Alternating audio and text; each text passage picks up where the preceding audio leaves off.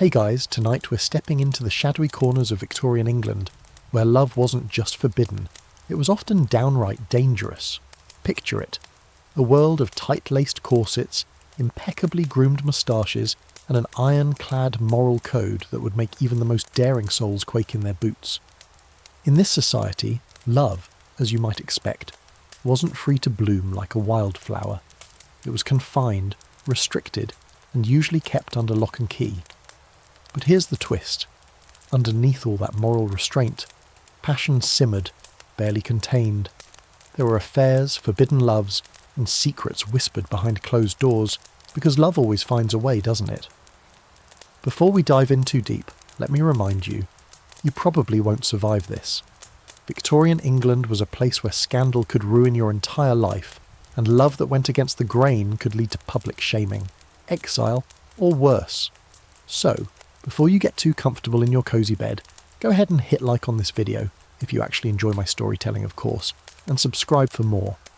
Also, drop your city and the time you're listening in the comments. It's always fun to know where you're all tuning in from. Now, dim the lights, maybe turn on a fan for that soft background hum, and let's ease into tonight's journey together. The Victorians were masters of appearances, and nowhere was this more evident than in matters of the heart. The culture's obsessive focus on reputation meant that any hint of love outside of marriage, or worse, between the wrong people, was scandalous, even criminal. Yet behind all that public virtue, there were affairs that defied these rigid rules, love affairs that burned quietly but intensely, hidden from the eyes of a judging society. These love stories, often whispered about but rarely openly discussed, formed a forbidden undercurrent to the seemingly prim and proper Victorian world. You can imagine the pressure on someone in the upper echelons of society, someone like a lord or lady, where reputation was everything. Their entire world was defined by what they did, who they associated with, and of course, whom they loved. In fact, falling in love with the wrong person wasn't just an emotional blunder, it was a career-ending disaster. One misstep, one wrong glance, and the scandal would follow you to the ends of the earth. This was a world where falling in love was less of an emotional indulgence and more of a dangerous gamble. In this society the stakes were high. Marriages were arranged, partnerships forged for financial security and political alliances, and love, if it appeared at all, was often relegated to a distant second place. Yet love, in its most untamable form, didn't care about rules. In the shadow of societal expectations, people found ways to fall for those they were supposed to stay away from. They wrote secret letters, met in dark corners of grand houses, and exchanged stolen kisses in alleyways. For all the rigid rules, the Victorians' thirst for romance found escape in the cracks, hidden beneath the layers of propriety and morality that defined the time. And here's where it gets interesting. Despite all this repression, some of the most passionate, sometimes even tragic love stories of the era were those that strayed far from the expected. They were the ones wrapped in secrecy, smuggled between the pages of diaries, or whispered in the shadowed corners of parlours. Whether it was the love between the aristocracy and the working class, the dangerous allure of courtesans, or even the covert love between people of the same sex, Victorian England was a tinderbox of emotions ready to catch fire. These affairs didn't just challenge the status quo, they outright defied it. At the heart of this was an incredibly strict moral code, one that valued control and submission in relationships, particularly for women. Men were granted more freedom, but only within their prescribed roles, and any deviations from this norm were met with harsh consequences. But passion, desire, those were messy, and no matter how hard you tried to suppress them, they had a way of seeping through the cracks. It's almost like the Victorians were playing a game of tug-of-war, trying to hold back the floodgates of human emotion with nothing but the flimsy cord of social expectations. Take the marriage market, for example. The notion of love and marriage was more transactional than you might think. It was about land, inheritance, alliances, and social climbing. It was a world where affection often came second to financial stability. But even in this environment, where the lines were drawn with such sharpness, desire didn't always adhere to the rules. Women and men alike found themselves falling for those they shouldn't, their servants, their best friend's spouse, or someone from a lower class. It's as though the very act of restriction created a kind of rebellion, and for many the lure of forbidden love was irresistible. So let's take a deep breath together, because we're about to dive deeper into this secret world of forbidden love. Behind the stiff collars and starchy dresses, the Victorians were falling in love in ways that still manage to shock and awe us today. Now that we've set the stage, let's talk about the elephant in the room: reputation. In Victorian England, your reputation wasn't just about your personal honour, it was the cornerstone of your entire existence. Your social standing, your family's prosperity, and even your future were all tied to how well you maintained that delicate image of purity, respectability, and moral superiority. So, when love came knocking at the door, there were strict, almost suffocating rules about who you could love and how you could love them. Breaking these rules wasn't just frowned upon, it could lead to public disgrace, financial ruin, and even the destruction of entire families. Think about it. One ill-advised affair, one whispered rumour, and your life as you knew it could be over. And yet, despite these high stakes, many still found ways to engage in the very thing that could bring it all crashing down: forbidden love. Before we dive into the juicy details of these secret romances, take a moment to consider just how high the stakes really were. In a society where appearances were everything, the concept of a scandal was an explosive thing. Even the hint of an inappropriate relationship, let's say a married woman falling for someone not her husband, or a young man courting someone beneath his class, was enough to ruin lives. Women, especially, had an even heavier burden to bear. A woman's reputation was tied to her chastity, her ability to uphold societal expectations, and the image of her family as morally upright. So when love threatened to breach those boundaries, it wasn't just her that would suffer, it was everyone around her. It's almost hard to imagine in today's world of social media and constantly changing reputations, but back then, the weight of your reputation was absolute. The Victorians had an intense code of social conduct, and if you slipped up, there was no unfollowing or deleting the evidence.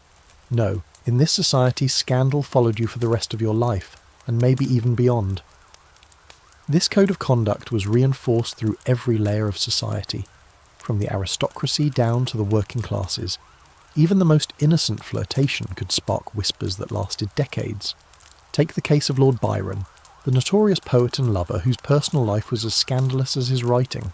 His romantic entanglements were infamous, and it's said that his affairs, particularly those with married women, caused a ripple effect that reached far beyond his own life. Women, in particular, were expected to be demure, quiet, and obedient. But Byron's behaviour showed that these expectations were often shattered, leaving both him and his lovers to pick up the pieces. Though his relationships didn't fit the typical mould of Victorian propriety, they nonetheless exemplified the kind of love and passion that Victorian society could neither fully suppress nor wholly embrace. It's a great example of how powerful the tension between passion and reputation could be, even for the most famous figures. But the need to uphold this strict reputation wasn't just about personal dignity, it was about family legacy and the potential destruction of wealth, power, and influence. A reputation could make or break social alliances, and a single scandal could sever the delicate ties between families. That's why many of these forbidden love affairs had to be carried out in secret, carefully concealed from public scrutiny. A lover could be dismissed, sometimes with little more than a cold glance or an abrupt change in their social standing, and their family would likely go to great lengths to hide any sign of wrongdoing. And let's not forget about the role of the press in all this. The Victorian era saw the rise of the gossip column, a form of public shaming that often ran rampant with speculation, exaggeration, and outright lies. The power of these publications was immense, and any public scandal, no matter how small, was often blown out of proportion, magnified for the salacious enjoyment of the public.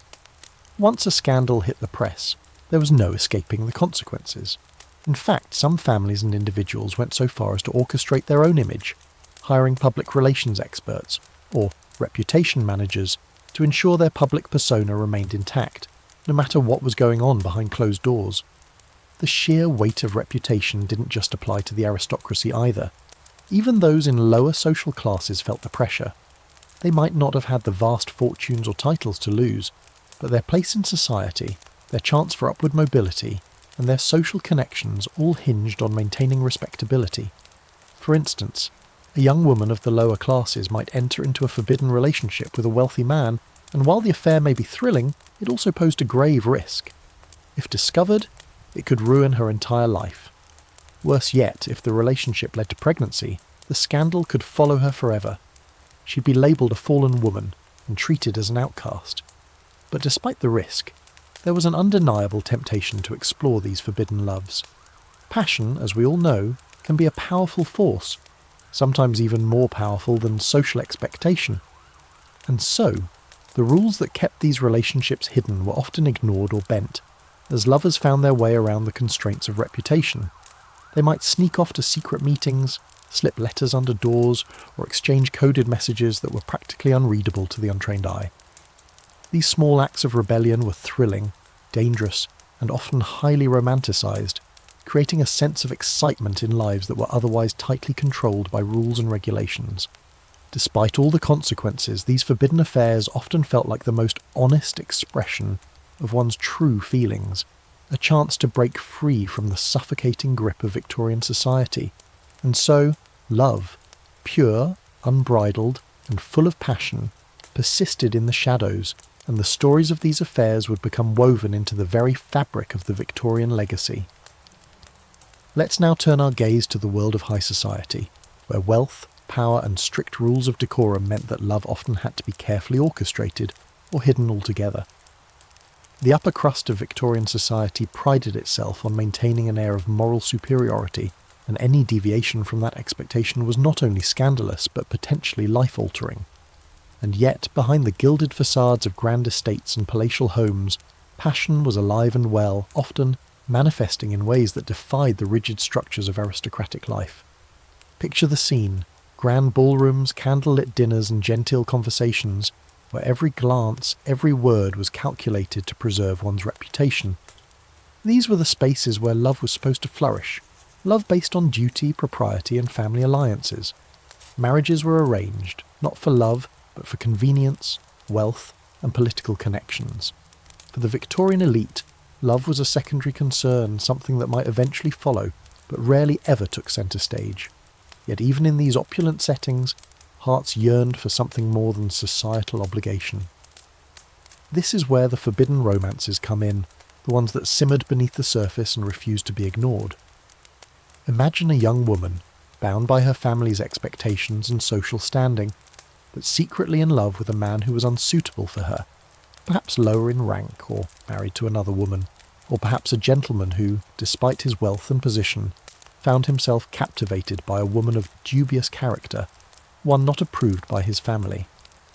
In these circumstances, love didn't simply run wild, it had to be hidden, protected from prying eyes at all costs. The pressure to conform was overwhelming, but human nature, it seems, has a way of pushing through even the most restrictive of walls. One of the most famous figures in this context was Edward, Prince of Wales, later King Edward VII. Known for his dashing good looks, charm, and undeniable charisma, Edward spent much of his early life at the centre of numerous love affairs, many of which were far from discreet. The prince, though ultimately a figure of public admiration, was often caught in illicit liaisons with women who were, to put it mildly, not the types the royal family would have approved of. Yet, despite the disapproval of the royal court, Edward's affairs were often carried out with an air of grandeur and secrecy, allowing him to maintain his image while simultaneously defying the very norms his family sought to uphold. But for many others in high society, these forbidden loves didn't have the luxury of royal protection. They were at risk of social ruin, not only for themselves, but for their families as well. A gentleman might find himself attracted to a woman who was already married, and if discovered, the scandal could end his career, sever friendships, and tear apart his family's reputation. Take, for example, the case of Lord Herbert, a prominent member of British aristocracy, whose passion for a married woman led to a notorious public affair. Their relationship, though brimming with intense love, was plagued by the inevitable consequences. Herbert was publicly shamed, his career tarnished, and his family's standing in society teetered on the brink of collapse. But despite the constant threat of scandal, these high society lovers still found ways to carry on their forbidden romances. Often their Relationships were carried out in the form of secret letters or clandestine meetings, far from the prying eyes of society. Those involved in such affairs often had to be exceedingly careful, knowing that a single slip of the tongue or a misplaced letter could lead to exposure and public disgrace. Lovers in these situations found themselves living double lives, one where they played by society's rules, and another where they could indulge in their passion without the weight of moral judgment. Interestingly, many of these high society love affairs were not only about physical attraction, but also intellectual and emotional connections that transcended the rigid expectations placed on the participants. For example, many of the prominent women involved in such relationships were highly educated, skilled in literature, music, or the arts. They often shared deep intellectual bonds with their lovers, which made the forbidden nature of their relationships even more intense and complex. The love wasn't simply an act of passion, it was a meeting of minds, a union of souls that broke free of the traditional roles that society had designed for them. This intellectual and emotional depth is precisely what made these affairs so irresistible and so difficult to suppress. In a world where the constraints of social propriety dictated everything from a woman's attire to her very actions, love that grew from genuine respect and admiration was a force so powerful that it could not be easily contained. Often, the relationships went beyond physical attraction. They embodied the very spirit of defiance, as lovers dared to break from the status quo to pursue something that felt authentic and true. But as you might imagine, the consequences of these affairs could be severe. In the world of Victorian aristocracy, where reputation was everything, these clandestine relationships posed a threat to not just the individuals involved, but entire families and their social standing. The risk was immense, and the consequences of exposure were devastating. Men and women found themselves not just facing the disapproval of their peers, but also being subjected to public mockery and social isolation. It was one thing to be a famous lover like the Prince of Wales, who had the power to navigate the rules with ease, but for most the cost of forbidden love was far too high. Despite all the risk, however, there's something undeniably romantic about the idea of forbidden love in such a strict, restrained society. It gives these relationships an air of mystique, a sense of excitement and danger that can't be found in more conventional love stories. These lovers, despite the constant threat of exposure, were willing to risk everything to follow their hearts. And while their stories may not have always ended in the fairy tale endings we like to imagine, their courage to love against all odds continues to captivate us. Now, let's take a step into a world that was as glamorous as it was scandalous, the world of courtesans. These women, who lived on the fringes of high society, were often seen as both objects of desire and symbols of moral decay. Yet, in the labyrinth of Victorian society, courtesans had a unique kind of power. They operated in a space where passion and status met, navigating a fine line between the forbidden and the accepted. Their allure was both dangerous and intoxicating, and their relationships with the aristocracy, though hidden, were sometimes more real and authentic than those that conformed to societal norms. Courtesans were women who, though not married, found themselves intertwined in the lives of wealthy and powerful men. They were often seen as more than just mistresses. Many were highly educated, cultured, and intellectually stimulating. These women could hold their own in conversations about literature, art, and politics, and they were often seen as more intriguing and engaging than the prim and proper wives who filled their husbands' homes with societal expectations. But despite their intelligence and charm, these women were still considered fallen by the society that adored them. After all, to engage in any sort of romantic or sexual relationship outside of marriage was considered immoral and a threat to the fabric of Victorian respectability. Yet, despite the stigma attached to them, courtesans were highly sought after by powerful men, especially within the aristocracy. A courtesan could be a well-kept secret, a hidden pleasure for the elite. To have a courtesan on one's arm was, in some ways, a sign of status. It was a demonstration of power and wealth. After all, only the rich and influential could afford to keep a woman whose role in society was so defined by her sexual allure. But it was also a defiance of the strict social norms that governed love and relationships. Courtesans lived lives that were both liberated and constrained, able to express their sexuality in a way that respectable women could not, yet always at the risk of their reputation being shattered by scandal. Take, for example, the infamous case of the courtesan Cora Pearl. Cora, born into humble beginnings, rose to fame in the courts of Paris and London, where she became one of the most sought-after women of her time. She was known not only for her beauty but for her wit, intelligence and social grace. Men of the highest social standing were captivated by her, and she wielded her charm and intellect with both precision and power. In a world where women had few opportunities for independence, courtesans like Cora Pearl found a way to carve out a space for themselves in the heart of society, even as they were relegated to the fringes. She wasn't merely a mistress, she was a confidant, an advisor, and often the intellectual equal of the men who sought her company. However, not all courtesans were as well established as Cora. Many women in this role started out with little more than their looks and their wits to offer. They often had tragic stories, born out of necessity rather than desire. These women might have been from poor families, or perhaps they were young women who had been abandoned by their husbands or families, forced to rely on their charm to survive in a world that offered few other opportunities. Their lives were often fraught with danger, and the stakes were high. Being a courtesan meant living in constant secrecy, for if society discovered their role, it could lead to their disgrace and banishment. The constant balancing act of appearing respectable while living in a world that demanded secrecy often took a heavy toll. It's also important to note that, while courtesans had a reputation for enjoying luxury and wealth, their lives were rarely as glamorous as they seemed on the surface. Beneath the fine dresses, diamonds and lavish dinners was a life that required constant vigilance and strategic thinking. The relationships these women had with their wealthy patrons were often fraught with complexity. While they could enjoy moments of luxury, they were also vulnerable to the whims and desires of their powerful lovers. The threat of abandonment was ever present, as was the possibility of being replaced by a younger, more beautiful woman. These women had to navigate their lives with an acute awareness of their position in society and the risks that came with it. In many cases, courtesans were more than just lovers. They often acted as companions, confidants, and intellectual equals to the men they entertained. In a society where women were often limited to roles as mothers or wives, courtesans were able to carve out a space for themselves as independent, intelligent women.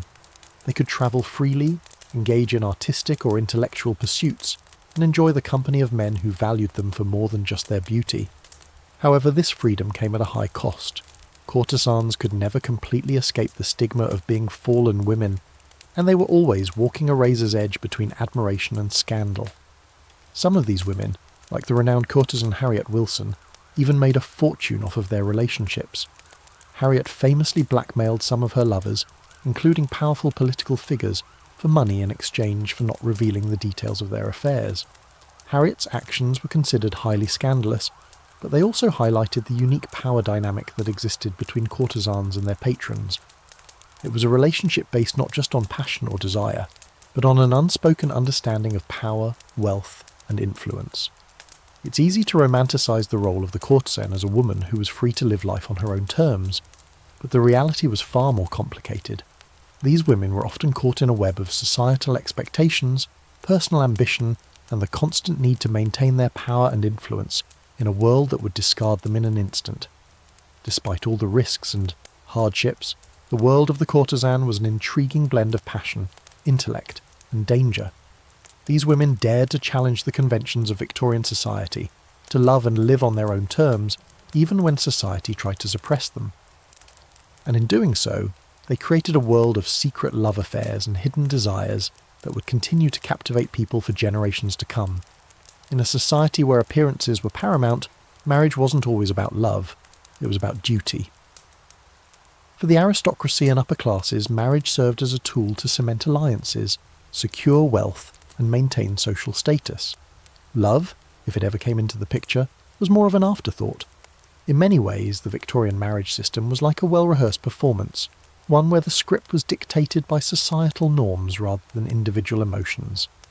Yet, despite this rigid structure, love, often forbidden and secret, still found a way to seep through the cracks. Let's consider the nature of these so-called marriages of convenience. These were unions that were based on practicality rather than passion.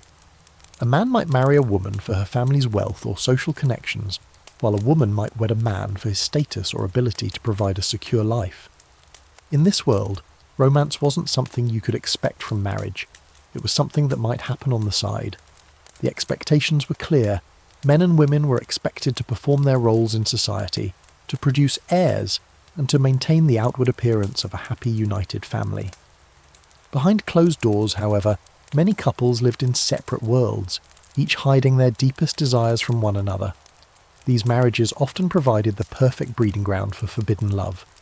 With so little emotional fulfillment in their actual marriages, both men and women found themselves yearning for something more. A woman trapped in a loveless marriage might seek solace in the arms of someone who actually cared for her. Perhaps a lover who wasn't bound by the chains of societal expectation. For men, the need to seek love outside of their marriage was often just as powerful, especially when their wives were relegated to the roles of silent partners in the household. When the primary bond between a couple was purely financial or social, there was little room left for romance, and lovers found ways to fulfill their emotional and physical needs in secret. One famous example of this dynamic was the marriage between Lord and Lady Byron. Lord Byron, the renowned poet known for his scandalous affairs and intense romantic relationships, was married to Annabella Milbank, a woman from a wealthy and respectable family. Their marriage, though filled with outward appearances of respectability, was anything but loving. Lord Byron's numerous infidelities and his volatile behaviour led to an eventual separation. Lady Byron, despite her own desire for intellectual fulfilment and emotional intimacy, was expected to maintain the image of a proper wife, while Lord Byron's emotional needs took him outside the marriage. Their marriage was a reflection of the times, a union where duty and appearance took precedence over genuine love. Despite the breakdown of their relationship, Lady Byron remained the dutiful wife on the surface, and Lord Byron sought love in other, more daring places. But these marriages of convenience didn't just involve aristocrats and poets. Many men and women in the middle and lower classes found themselves in similarly structured unions. They were often wed for financial security or social stability, with love playing a minimal role. But the emotional void created by such marriages gave rise to secret liaisons, often with colleagues, family friends, or even servants, individuals with whom they could share intimate, heartfelt connections that their spouses could never provide. These affairs, hidden from view, allowed individuals to experience a form of love that was stripped of obligation and expectation. It was passion without restraint, a stark contrast to the cold, transactional nature of their marriages. Take the case of the famous actress Sarah Bernhardt, for instance. While her career and public persona were a reflection of the societal expectations placed on women in her position, her personal life was filled with secret love affairs and hidden passions. Bernhardt was known to have had a number of lovers, both male and female, but she was never married. In a time when women's sexual freedom was heavily restricted, Bernhardt's relationships were a clear challenge to the established order. Her marriage to her work, as much as it was a source of public acclaim, also became a way to distance herself from the constraints of conventional romantic relationships. Her love affairs were often played out behind closed doors, making them all the more tantalising to the public. In her case, her pursuit of forbidden love was not just an escape from the limitations of marriage, but a rejection of the very system that forced women into subjugation. But what makes these marriages of convenience so compelling is that, for many, they were more than just emotionally barren. They were also places of quiet rebellion, in an age when women were expected to remain loyal, obedient and chaste. Their secret affairs were acts of defiance. A woman's body, often viewed as the property of her husband or her family, could be a source of power in private, a place where she could assert her autonomy in ways that the public never saw. Men, similarly, were expected to conform to their roles as protectors, providers, and heads of the household. Yet, when their needs weren't met within the confines of marriage, they too sought out secret indulgences that gave them the emotional or physical satisfaction that their wives could not offer. And then there were the lovers who existed entirely outside the scope of marriage. In these cases, passion took on a life of its own. Women who had fallen out of favour with society, or those who had been deemed unsuitable for marriage due to their past actions or their social standing, often found themselves in passionate secret relationships. The risk was high. These women, who often lacked the protection that a marriage provided, had to be careful with their hearts. For them, the world of forbidden love was not just a romantic escape, but a precarious dance on the edge of ruin. But no matter the class, no matter the circumstances, These secret liaisons provided the escape that many needed from the suffocating expectations of Victorian life. Whether it was a fleeting affair with a lover or a long-term emotional connection outside of a marriage of convenience, the Victorian world was one that left plenty of room for desires to go unfulfilled. Love, it seemed, had to find its own way, even if it meant breaking the rules. The Victorian era was notorious for its highly structured and restrictive marriage market, which was less about romantic love and more about social strategies, alliances, and economic security. In this world, love was something that had to be negotiated, carefully curated, and often sacrificed in favour of securing a proper match. Marriage was not simply a personal bond, it was a social transaction that could define one's entire future. For young women in particular, marriage was not just a possibility, it was an expectation that came with significant pressures. In this context, love affairs, those that fell outside the tightly drawn lines of acceptable marriages, were seen as dangerous, even scandalous. And yet, hidden within this rigid system of matchmaking, the seeds of forbidden love continued to grow. Consider the way marriage was approached for women in particular. Young ladies were raised with one goal in mind, securing a good match. Good was defined by wealth, status, family background, and, for the more fortunate, love, or the possibility of it. But love was always secondary to the practicalities of securing a family's place in society. A young woman's value was measured in terms of her dowry, her lineage, and her ability to carry on family traditions. The idea of marrying for love was almost a luxury, and for many women, it was simply a dream that was never realised. The marriage market was essentially a carefully orchestrated business arrangement. The young women who were lucky enough to be considered attractive, well-mannered, and well-educated had a better chance of attracting a suitable suitor. But the reality for most was far less glamorous. Matches were often arranged by parents or guardians, with little or no input from the people who would actually be involved. The practice of matchmaking was the cornerstone of Victorian society's idea of marriage, and the personal desires or affections of the bride and groom were irrelevant. The market didn't care if they loved each other. It only cared if the alliance served a larger purpose, such as merging estates or securing political connections. The story of many of these young women, then, was one of quiet sacrifice. They might have been perfectly capable of falling in love with someone of their own choosing, someone who could offer them emotional fulfillment. Yet the strictures of the marriage market kept them bound in arrangements that were cold, contractual, and often devoid of true affection. These women, who were forced to adhere to the expectations of their class, found their passions stifled.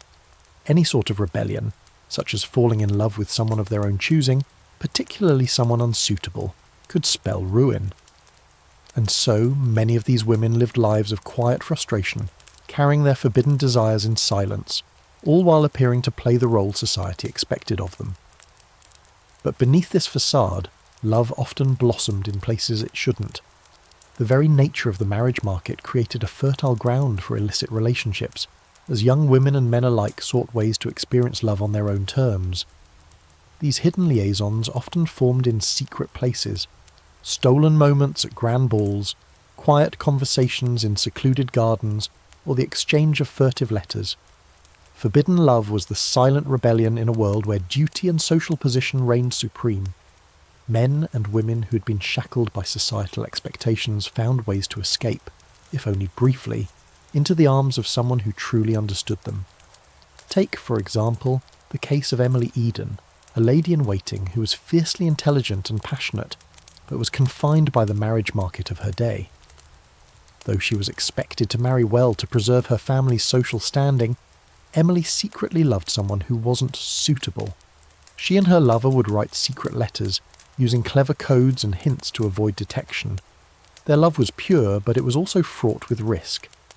Emily was well aware that any public declaration of her feelings could ruin her, leaving her socially ostracised and without a place in the world she had been born into. This was the reality for so many women who lived in the shadows of the marriage market. Their emotions were real, but their expressions of love were dangerous. The fact that love in the Victorian world often had to be kept secret made it all the more intense. The thrill of defying the rules, of pursuing a love that was considered unacceptable, was a powerful force. In a world where a woman's value was linked to her marriageability, The idea that love could be something free, untamed, and unregulated was revolutionary. The concept of forbidden love gave many a sense of autonomy and independence they would not have otherwise experienced. For some, this kind of love affair was more than just a romantic escape. It was a reclamation of their own agency, a reminder that even in a world that tried to control them, they still had the power to choose whom they loved. Interestingly, the men involved in these forbidden love affairs also operated within a framework of societal expectation.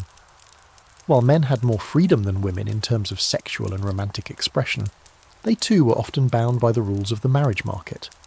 A man's marriage wasn't just about his personal happiness, it was about family legacy, financial stability, and social status. Like women, many men found their desires constrained by the weight of societal pressure, and they too often sought out secret lovers or flirted with dangerous relationships that promised to fulfill their emotional needs. These men, who had the power to choose their wives, still struggled to find love that was genuine and fulfilling. The result? A secret world of affairs, each one a defiance of the rules, each one a small act of rebellion, in a society where duty was the ultimate guiding force. In many ways, this created a delicate dance between duty and desire. On the one hand, you had the marriage market, a rigid system designed to maintain order and social structure. On the other hand, you had human nature, the desire for something more, something real, something beyond the cold calculations of marriage contracts. The clash between these forces created an environment where forbidden love thrived, just out of reach, and yet so captivating to those willing to risk it all. Victorian England is often remembered as a time of strict sexual repression, where even the mention of intimacy was taboo. Yet, for all the moral policing, sexual desire, like love, didn't just vanish. In fact, it found ways to escape the constraints of propriety. The period was riddled with contradictions. Public virtue clashed with private vice, and repression fueled a counterculture of secret desires that persisted just beneath the surface. Sexuality, instead of being something openly expressed, was carefully controlled. But even in the most repressive corners of Victorian society, it inevitably found its expression, sometimes in surprising and even subversive ways. Let's start with how sexual conduct was governed in Victorian England. In a world where people were often judged by their outward displays of propriety, sexuality was to be hidden away, relegated to the dark corners of life. Public displays of affection were practically unheard of, and sex itself was largely viewed as a necessary evil for procreation, not a source of pleasure. For women especially, any form of sexual expression was considered immoral unless it was within the bounds of marriage. Even then, the expectations were rigid. Women were seen as the angels of the home, idealized for their purity and chastity. A woman's virtue was her most prized possession, and any hint of sexual desire outside of a marriage bond was met with extreme shame. Meanwhile, men were often allowed more freedom in terms of sexual expression. They could indulge in relationships outside marriage, engage in affairs, and keep mistresses, all without much reproach.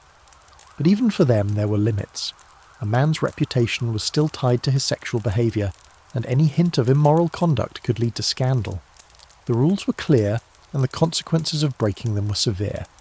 Yet for all the expectations placed on men and women, there was an undeniable undercurrent of sexual energy that society could neither control nor suppress. In fact, this contradiction between public morality and private desire created a kind of double life for many Victorians. The social structure demanded that people present themselves as morally upright, but behind closed doors, they were often engaging in behaviours that were the complete opposite. Affairs, one-night stands, and secret relationships flourished in the hidden spaces of Victorian life, from secluded gardens to discreet hotels.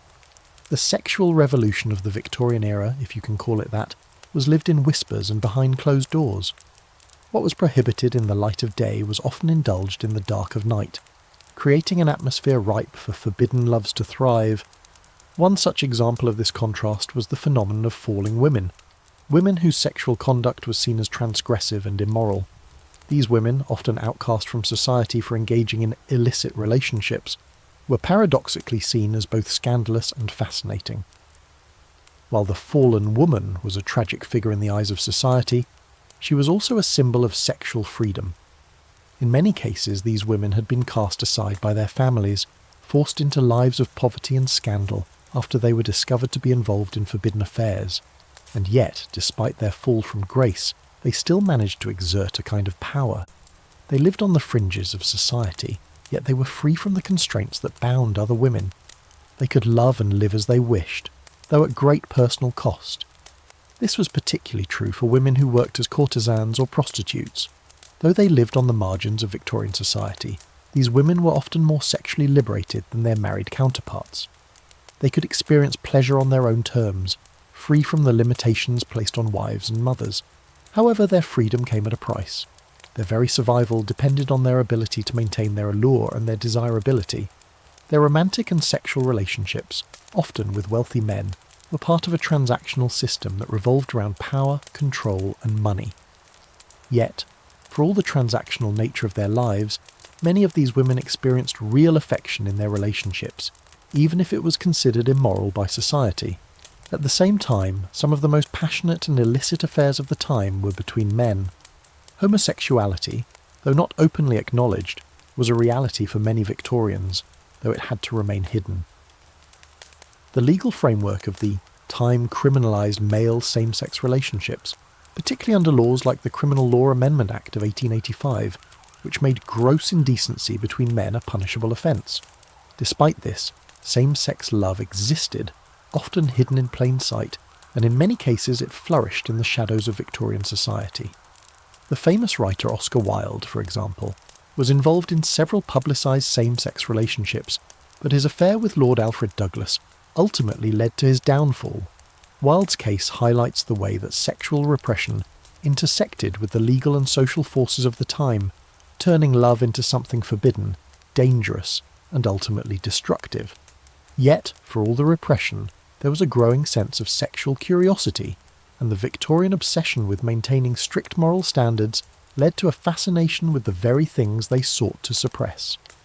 The Victorians had a fascination with sex that, paradoxically, grew out of their efforts to control it. They produced a wide array of literature on sexual health, anatomy, and the supposed dangers of masturbation. Sex was frequently discussed, but only in terms of its danger, its unnaturalness, and the necessity of controlling it. This constant discourse surrounding sexuality, often cloaked in moralistic rhetoric, led to an underground culture of secret desires, hidden loves, and private passions that couldn't be suppressed. This tension between outward repression and inner desire created the perfect environment for forbidden love to thrive. Secret letters, midnight rendezvous, and stolen moments became the language of these hidden affairs. The Victorians, though bound by the rules of propriety, found their sexual desires impossible to ignore. Whether it was the desperate yearning of a wife trapped in an arranged marriage, the passionate love between two men hidden from view, or the illicit trysts of courtesans with wealthy men, the world of forbidden love in Victorian England was, in many ways, a direct rebellion against the harsh restrictions placed on sexual expression. For all the laws, all the societal expectations, and all the moral judgments, love and sexuality could not be confined. The more society tried to suppress it, the more it found its way into the corners and crevices of Victorian life. It wasn't just an act of defiance, it was the natural human desire for connection and intimacy, a desire that no set of rules could ever truly extinguish. The Victorian era was a time when literature thrived, serving as both an escape and a reflection of society's moral framework. Writers of the time often used their work to critique the rigid social structures they were trapped within, especially when it came to matters of love, passion, and sexuality. In fact, the literature of the period is filled with subversive, often forbidden tales of love that both mirrored and critiqued the very repression that defined the era. These works, novels, poetry, and plays, offered an outlet for the hidden desires of society, giving voice to the forbidden and, in many cases, challenging the very moral codes that governed Victorian life.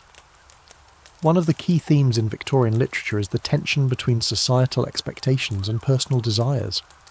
Writers, many of whom were constrained by the same moral codes as the rest of society, often used their works to explore the complicated dynamics of forbidden love.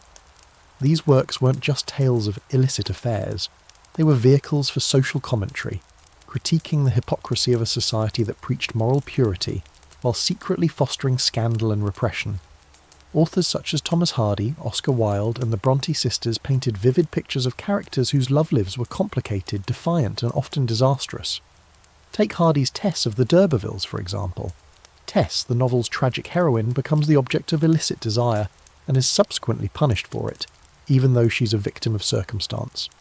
The novel explores how society condemns her for an affair that, by today's standards, would be seen as a deeply human experience, one of passion, confusion, and misfortune.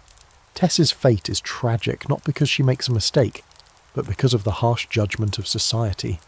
The book directly critiques the Victorian tendency to label women as either virgins or fallen women, with little room for nuance in between. Tess's downfall is not just a product of her actions, but of the very social structures that demand perfection from women while allowing men more freedom to express their desires. Similarly, the works of the Bronte sisters, particularly Jane Eyre and Wuthering Heights, are filled with intense, forbidden passions that defy social norms. In Wuthering Heights, Catherine and Heathcliff's love is marked by its intensity and its rejection of social boundaries. They are two souls bound together by a love that society would deem unsuitable, yet their passion is portrayed as the ultimate, almost tragic expression of true love. Catherine's marriage to Edgar Linton, a man she does not love, and her secret, enduring love for Heathcliff is a reflection of the limited options women had in the Victorian marriage market. Her relationship with Heathcliff, though unorthodox and destructive, is presented as a deeply emotional and raw connection that defies the rules of proper conduct. This love, as much as it brings ruin to the characters, also highlights the frustrations of a society that seeks to suppress such raw, unfiltered emotion. Wilde's The Picture of Dorian Gray offers another exploration of forbidden love, though through a more complex lens. The relationship between Dorian and Lord Henry, while not overtly romantic in the traditional sense, is fraught with sexual undertones, reflecting the repressed sexuality of the time. Wilde's novel pushes the boundaries of morality by portraying a character whose descent into hedonism is driven by a fascination with beauty, youth, and, implicitly, forbidden desires. Wilde himself, living as he did in a society that forced him to hide his own same-sex attractions, created characters and plots that reflected the inner turmoil of a world where desire could not be openly expressed. His own legal troubles, stemming from his affair with Lord Alfred Douglas, only reinforced the book's subversive themes about the consequences of forbidden love. Even in works that weren't explicitly about illicit love affairs, the Victorian era's underlying preoccupation with sexual morality often found a way to emerge. The very fact that such themes were so taboo made them all the more appealing in literature, giving readers an outlet to explore ideas and emotions that they could not express publicly. Writers used metaphor and subtext to delve into the darker sides of passion, creating complex characters whose desires ran counter to the accepted norms of society. The result was a body of literature that, while seemingly concerned with proper conduct, was also full of longing, frustration, and secret rebellion. The influence of these works extended beyond the page, seeping into the wider cultural consciousness. Readers, who were themselves living under the pressure of Victorian ideals, found resonance in these stories. They may not have been able to live out their own forbidden loves, but in literature they could see their own suppressed desires mirrored in the experiences of fictional characters. These novels, often filled with tragic endings, served as both cautionary tales and hidden calls to action. They encouraged readers to think critically about the world they lived in, especially when it came to the rules governing love, marriage, and sexuality. Interestingly, some of these works were so controversial that they were banned, censored, or heavily criticised. Wilde's The Picture of Dorian Gray, for instance, faced public backlash for its perceived immorality. Tess of the d'Urbervilles was similarly condemned for its portrayal of a woman's sexual autonomy and its critique of Victorian sexual mores. These reactions only highlighted the tension between the cultural narrative of moral purity and the reality of human desire. Writers who dared to explore these themes were often punished for their candour, yet their works left an indelible mark on the literary landscape. In this sense, Victorian literature became a subtle rebellion, a way to explore the desires and emotions that society wished to suppress. By exploring forbidden love, writers not only critiqued the moral codes of their time, but they also gave voice to a truth that was difficult to express. In the world of literature, love was not confined to the rules. It was free to exist in all its complexity, even when society demanded it be hidden. For the Victorians, these works were not merely stories. They were windows into a world of passion and yearning that many felt but few could articulate. Literature allowed the impossible to become possible, if only within the confines of fiction. In the quiet corners of these books, love could be illicit, passionate, and wild, a stark contrast to the constraints of the real world. The Victorian era was a period of dramatic change, and one of the most significant forces shaping the time was industrialization. As the Industrial Revolution accelerated in the late 18th and early 19th centuries, it brought profound changes to the social fabric of England.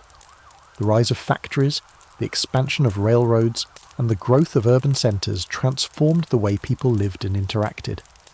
These changes didn't just affect the economy and technology, they also had a significant impact on relationships, social norms, and of course, love. In this new, rapidly changing world, the constraints of Victorian propriety were both reinforced and challenged by the new realities of modern life. One of the most immediate effects of industrialisation was the urbanisation of England. People flocked to cities like London, Manchester and Birmingham in search of work, and this migration created a new kind of social landscape, one that was less rigidly defined by class and more fluid than before. In rural communities, social norms were more entrenched, and everyone knew their place. But in the burgeoning industrial cities, people from different walks of life mingled in ways that would have been impossible just a generation earlier. This created new opportunities for secret encounters, forbidden romances, and relationships that defied the rigid class distinctions that had once governed love and marriage. The expansion of cities meant that more spaces for private interactions existed, private spaces away from the watchful eyes of society. This was important in a world where every public action had the potential to ruin a person's reputation. Whether it was the quiet, hidden corners of crowded city streets, or the anonymous comfort of newly constructed boarding houses, industrialization made it easier for people to engage in relationships that would have been considered scandalous in a smaller, more rural setting. These hidden spaces allowed people to explore emotions and desires that society otherwise suppressed, fueling the secret love affairs that flourished beneath the surface of Victorian life. Moreover, the rise of industrialization also shifted the gender dynamics in ways that influenced love and romance. As more women entered the workforce, particularly in factories and as domestic servants, economic independence began to creep into the lives of women, even if only on a small scale. This newfound independence provided women with more autonomy, even if it was just the ability to earn their own wages. For many, this shift meant they could experience a bit more freedom in their personal lives, including in their romantic relationships. While societal norms still placed significant restrictions on women, the changing economic landscape made it harder to enforce the same level of control over women's choices as before. Additionally, industrialization brought about the rise of the middle class, and with it came the burgeoning notion of companionate marriage. This idea was in stark contrast to the earlier tradition of marriage as a purely transactional institution. The new middle class placed greater emphasis on emotional compatibility and personal affection in choosing a spouse, albeit still within the framework of social and economic considerations.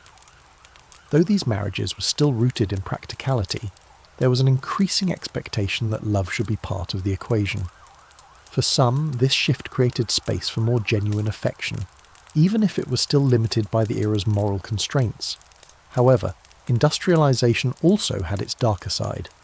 As the gap between the rich and poor widened, the plight of the working class became more dire. Many women in particular were forced into difficult, often dangerous positions. Factory work was grueling, and women, who were often paid a fraction of what men earned, found themselves vulnerable to exploitation. These women, who lived in poverty and were often treated as little more than commodities, had limited opportunities for romance and love. For some, the only form of emotional and physical intimacy they could find came from relationships that were outside the boundaries of socially acceptable behaviour. The rise of prostitution, for example, became a direct consequence of the economic system that industrialization created, with women turning to such work as a means of survival.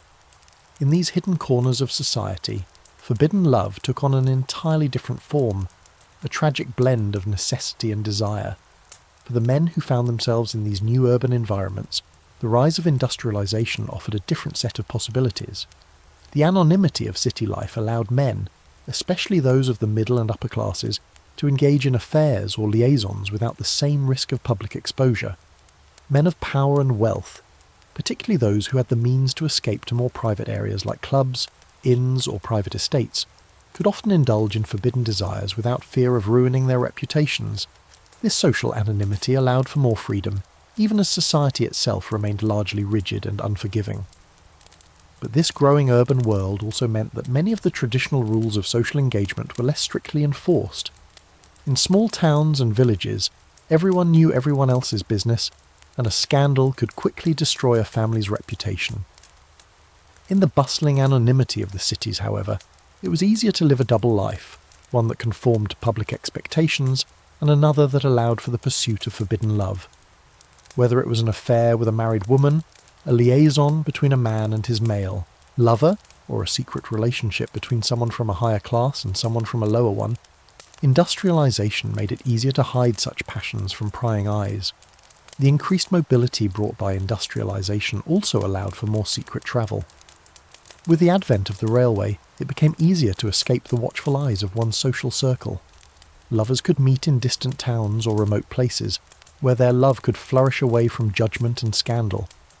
The ability to travel freely meant that more people could explore their desires in secret, away from the constraints of their everyday lives. It wasn't just the wealthy who benefited from this mobility. Working-class people too could find temporary respite from their social roles by taking advantage of cheap train fares or even seeking refuge in the anonymity of urban environments. In many ways, industrialization created a tension between the old and the new, between the traditions that dictated moral behavior and the new world that encouraged exploration, freedom, and experimentation. This clash of worlds made for an environment where forbidden love could not only exist, but thrive. The newly accessible spaces of the city, the growing autonomy of women, and the new economic structures created opportunities for romance to blossom in places where it had once been forbidden. The resulting tensions between desire and societal expectation, freedom and repression, shaped the landscape of Victorian love affairs, creating a world where passion was often locked away in secrecy, but at times set free by the very forces that sought to control it. When we talk about forbidden love in Victorian England, we can't ignore the most public and in many ways the most scandalous love affairs, the ones involving royalty. The British royal family, despite their high status and public duty, were just as prone to the temptations of illicit romance as anyone else. In fact, their very position in society, where every move was under scrutiny, made their personal relationships more susceptible to scandal. The hidden romances, extramarital affairs, and secret loves of royalty were often the most shocking, not just because of the emotional stakes, but because of the political consequences their actions carried. Take, for instance, the case of Queen Victoria's eldest son, the Prince of Wales, later King Edward VII. Known for his numerous affairs and a life filled with scandal, Edward's personal life was a constant source of gossip. He was famously unfaithful to his wife, Alexandra of Denmark, and his affairs were widely known throughout high society. His most notorious mistress, Alice Keppel, was perhaps the most well-known of his many lovers, and their affair continued for years, despite his public position and his marriage. Alice Keppel was even said to have had a more genuine connection with the prince than his wife did, and their long-standing relationship was more than just a passing affair. It was an emotional, enduring love story played out under the watchful eyes of the public. Yet, despite this, Alice was never publicly acknowledged as his lover, and their relationship remained a well-kept secret in the eyes of the public, even as the press relentlessly speculated about their connection. Edward's affairs weren't just personal indiscretions, they were political risks. The Prince of Wales was heir to the throne, and his sexual escapades were seen as damaging not just to his personal reputation, but also to the reputation of the monarchy itself. His relationship with Alice Keppel, though emotionally significant, was also a symbol of the tensions between royal duty and personal desire. Edward's refusal to curb his desires led to his being widely criticised, though his charm and charisma kept him largely beloved by the public. His affairs were tolerated, perhaps because of his undeniable popularity and his status as a public figure who embodied a certain kind of reckless indulgence. In many ways, his relationships embodied the tension between Victorian morals and the growing movement toward modernity, where desire and duty collided in ways that were hard to reconcile. But the Prince of Wales wasn't the only member of the royal family whose love life caused a stir. Queen Victoria herself, despite her reputation for being the epitome of propriety, had a deep and complex relationship with her husband, Prince Albert. Their marriage was one that Victorian society admired for its apparent devotion and loyalty, but it wasn't without its own struggles. Queen Victoria adored Prince Albert, and their relationship was one of mutual affection, even by modern standards. However, there were rumours and gossip about their closeness, particularly how intense their bond was. Some critics speculated that Victoria's deep attachment to Albert bordered on obsessive, and her grief after his death in 1861 was so profound that it led to her withdrawing from public life for many years. While their relationship was not an affair by traditional standards, it was a love that was more intense than what was commonly accepted or understood at the time, with critics viewing it as unhealthy. As if the lives of the royals weren't complicated enough, the affairs and relationships involving the monarchy weren't just limited to illicit love and infidelity. Some of the most high-profile romantic scandals involved marriages that were politically motivated or strictly strategic.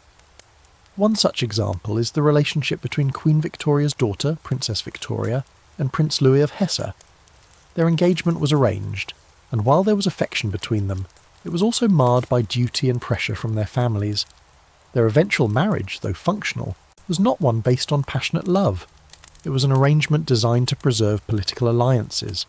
The tension between duty and desire was not exclusive to the older members of the royal family. It affected their children as well, who were expected to marry for the sake of family and country, often sacrificing their personal desires in the process. Moreover, forbidden love wasn't always about romantic relationships. Sometimes it took the form of familial tensions or friendships that crossed boundaries. Prince Albert's relationship with his older brother, Ernest Augustus, Duke of Cumberland, is often cited as a controversial one due to the latter's attempts to undermine Prince Albert's influence in the royal family. These kinds of personal rivalries, though not romantic, had the same destructive power as any affair. They created a ripple effect throughout the monarchy, forcing members of the royal family to act in ways that conformed to their public image, even if it meant suppressing their true desires and emotions. These royal scandals were often more than just personal transgressions, they were political liabilities. When a member of the royal family engaged in a forbidden love affair, it didn't just reflect poorly on them as individuals, it could also threaten the stability of the monarchy itself. The monarchy was, and still is, a symbol of national unity and strength. The public viewed its members not just as individuals, but as figures who represented the values of the nation. As such, any hint of scandal or impropriety could undermine the monarchy's authority and legitimacy. The pressure for royal family members to maintain an image of moral purity was enormous, yet they were just as susceptible to the whims of love and desire as any other person in Victorian society. Perhaps the most enduring legacy of these royal scandals is the way they illustrate the tension between personal desire and public duty. The royal family, with its intense scrutiny and long-standing traditions, was an institution built on appearances and public expectations. Yet, as these love affairs show, the same forces of desire that drove ordinary people to seek forbidden love also impacted the royals, often in ways that defied the very institution they were meant to represent. The stories of these affairs, both public and private, are a reminder of the complexities of love in a time when duty, reputation, and personal passion were frequently at odds. While the royal family's forbidden affairs were often shrouded in secrecy and riddled with consequences, they continue to captivate the imagination, not just because of their scandalous nature, but because they reflect the same human desires, complexities, and contradictions that exist in all of us. The royal family, with its wealth and power, may have had the resources to conceal their affairs, but they were still in many ways bound by the same forces of forbidden love that shaped the lives of ordinary Victorians. When we think of forbidden love in the Victorian era, we often imagine secret meetings in dark corners or passionate letters exchanged in the dead of night. But for many artists of the period, the boundaries between love and inspiration were far from clear-cut. For these creatives, Painters, writers, musicians. The women they loved often became the very muses who fueled their work. And while some of these relationships were bound by genuine affection, others were far more complex, marked by the tension between societal expectation and the artist's desire for emotional and creative fulfillment. In the Victorian world, women were often relegated to the domestic sphere, expected to be wives, mothers, and keepers of the home. However, many of the era's greatest male artists found themselves captivated, not by these conventional roles, but by women who defied these boundaries, women who were independent, expressive, and bold. These women, often outside the realm of acceptable society, became the muses who sparked the imaginations of some of the most well-known artists of the time. The romantic and emotional tension in these relationships was not just a byproduct of love. It was often the very core of the artist's work. For many Victorian painters and poets, their muses were not just their lovers, but their intellectual and emotional equals, challenging them, inspiring them, and in many cases giving them a glimpse into a world of freedom that society otherwise denied them. Take the famous poet and artist Dante Gabriel Rossetti, a leading figure in the pre-Raphaelite Brotherhood, for example. Rossetti's relationships with his muses were often entangled with romance and passion, making his creative output even more powerful. His most famous muse was Elizabeth Siddal, a model, poet and artist in her own right. The relationship between Rossetti and Siddal was as tumultuous as it was deeply emotional. They had a passionate love affair, which ended tragically when Siddal died of an overdose. Rossetti's grief over her death led him to bury a book of unpublished poems with her, only to later unearth it in a moment of mourning, making those poems posthumously famous.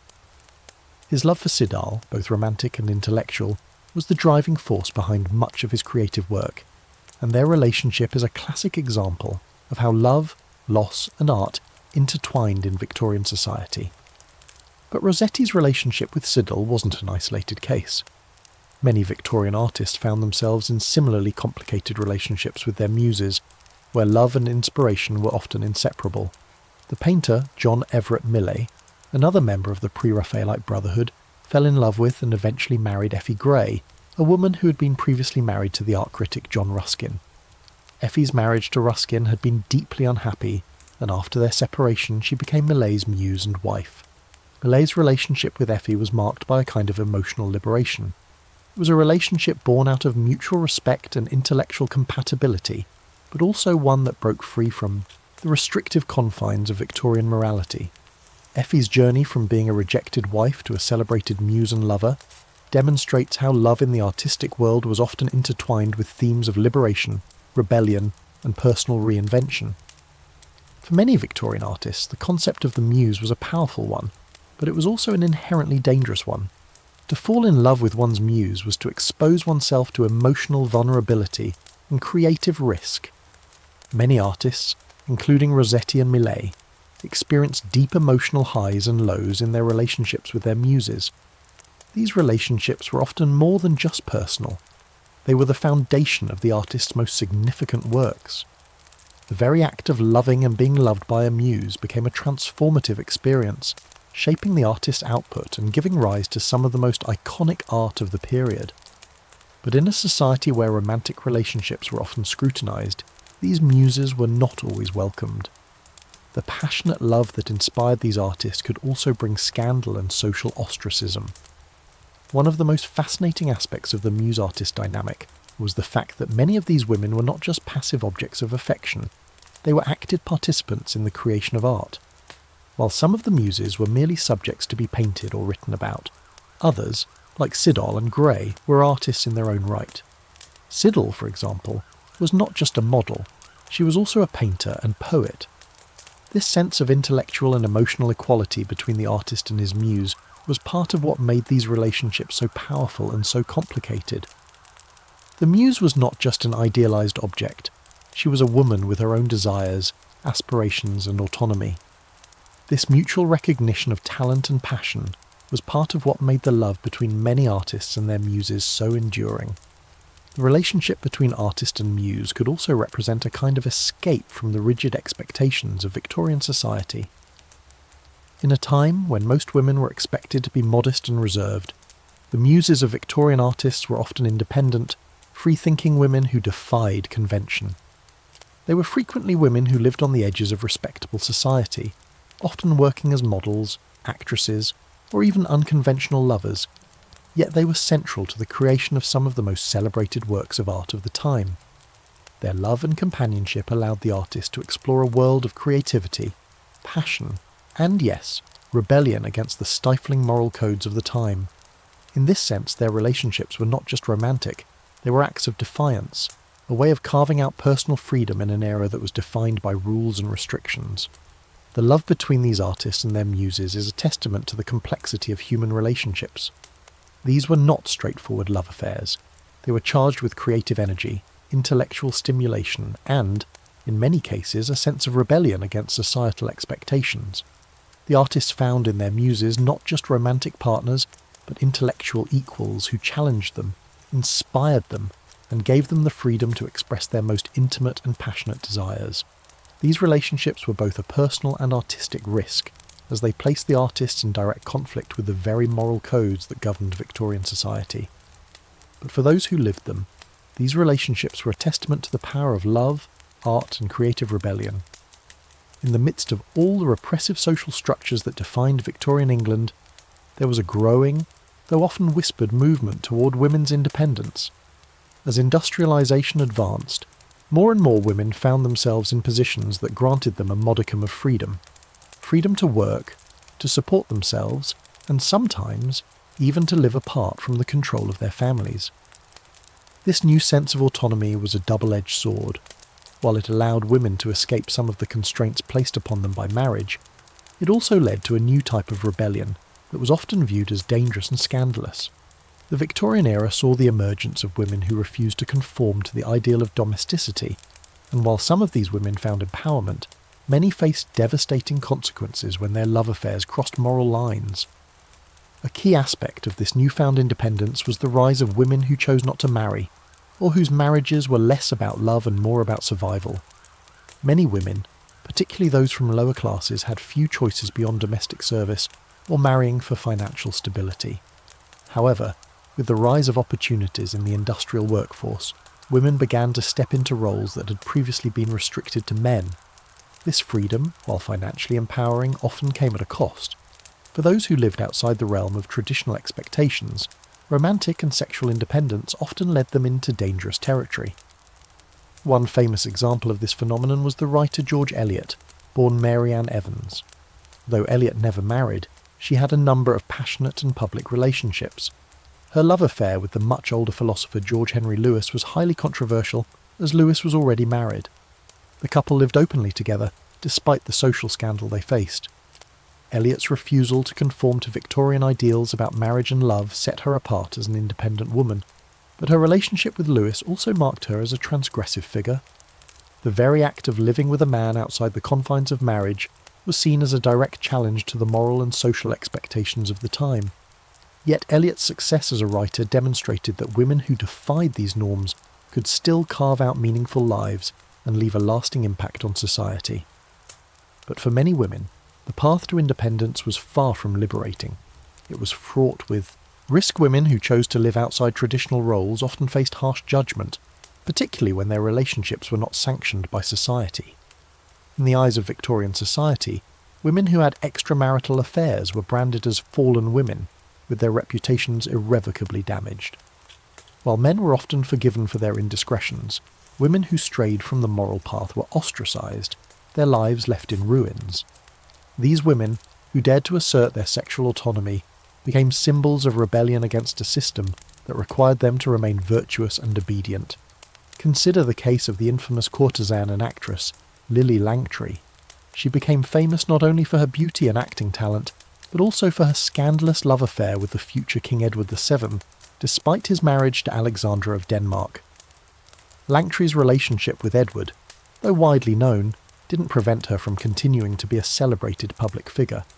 However, her reputation as a mistress followed her for the rest of her life, and the public's view of her was a mixture of fascination and judgment.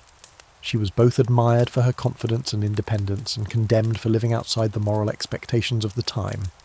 Langtry's story is a reminder that while some women were able to carve out independent lives for themselves, they were often judged harshly for their love affairs, especially when they became public knowledge.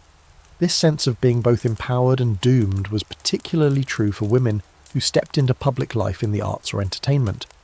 Many actresses, singers and artists were able to forge careers and gain a level of financial independence. But those who ventured too far from accepted moral boundaries often paid the price. They were labelled as fallen women, or worse, and their relationships, particularly those with married men or other men of high standing, became the subject of intense scrutiny. The story of Sarah Bernhardt, the famous French actress, serves as a prime example. Bernhardt was known for her flamboyant personal life, which included multiple affairs with powerful men.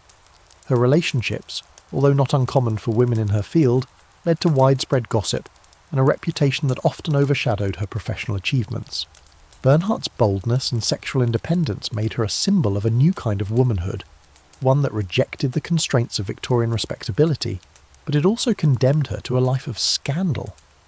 The pressures placed on Victorian women to maintain their reputations were often stifling, and any misstep, especially in matters of love, could result in their public and private downfall. The weight of public judgment meant that many women who found love outside of marriage were forced to live in secrecy.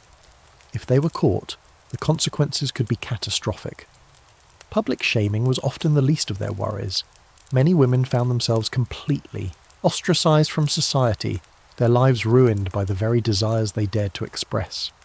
Women who had been sexually independent, who had loved and lived freely, were often discarded and left without any protection or support. This harsh social system reinforced the idea that women who asserted any form of sexual or emotional autonomy were inherently dangerous, and that their desires were both a personal and societal threat. Yet, despite these dangers, the allure of forbidden love was irresistible. Women in the Victorian era, even those who lived constrained lives, often found ways to express their desires in secret. Some of these women, like Eliot and Langtry, were able to break free of societal expectations, at least to some extent, and create lives for themselves that were shaped by their own choices. However, for many others, the cost of such independence was too great. They became tragic figures, their love lives marked by secrecy and shame, yet their stories continue to captivate us today. These women, those who rebelled, who loved freely, or who were simply seeking something more than the role society had assigned to them, are often seen as symbols of both courage and tragedy. Their stories remind us that love, even when it is forbidden, can be both a source of empowerment and a destructive force, depending on the world in which it exists. While much of Victorian society was fixated on sexual repression, there was an entire world of hidden love, secret longing and forbidden relationships that defied the era's moral codes. Specifically, same-sex love, often kept in the shadows, was an unspoken reality, existing quietly but powerfully beneath the surface. Homosexuality in any form was anathema to the Victorian moral ideal. It was illegal, punishable by law, and deeply stigmatised.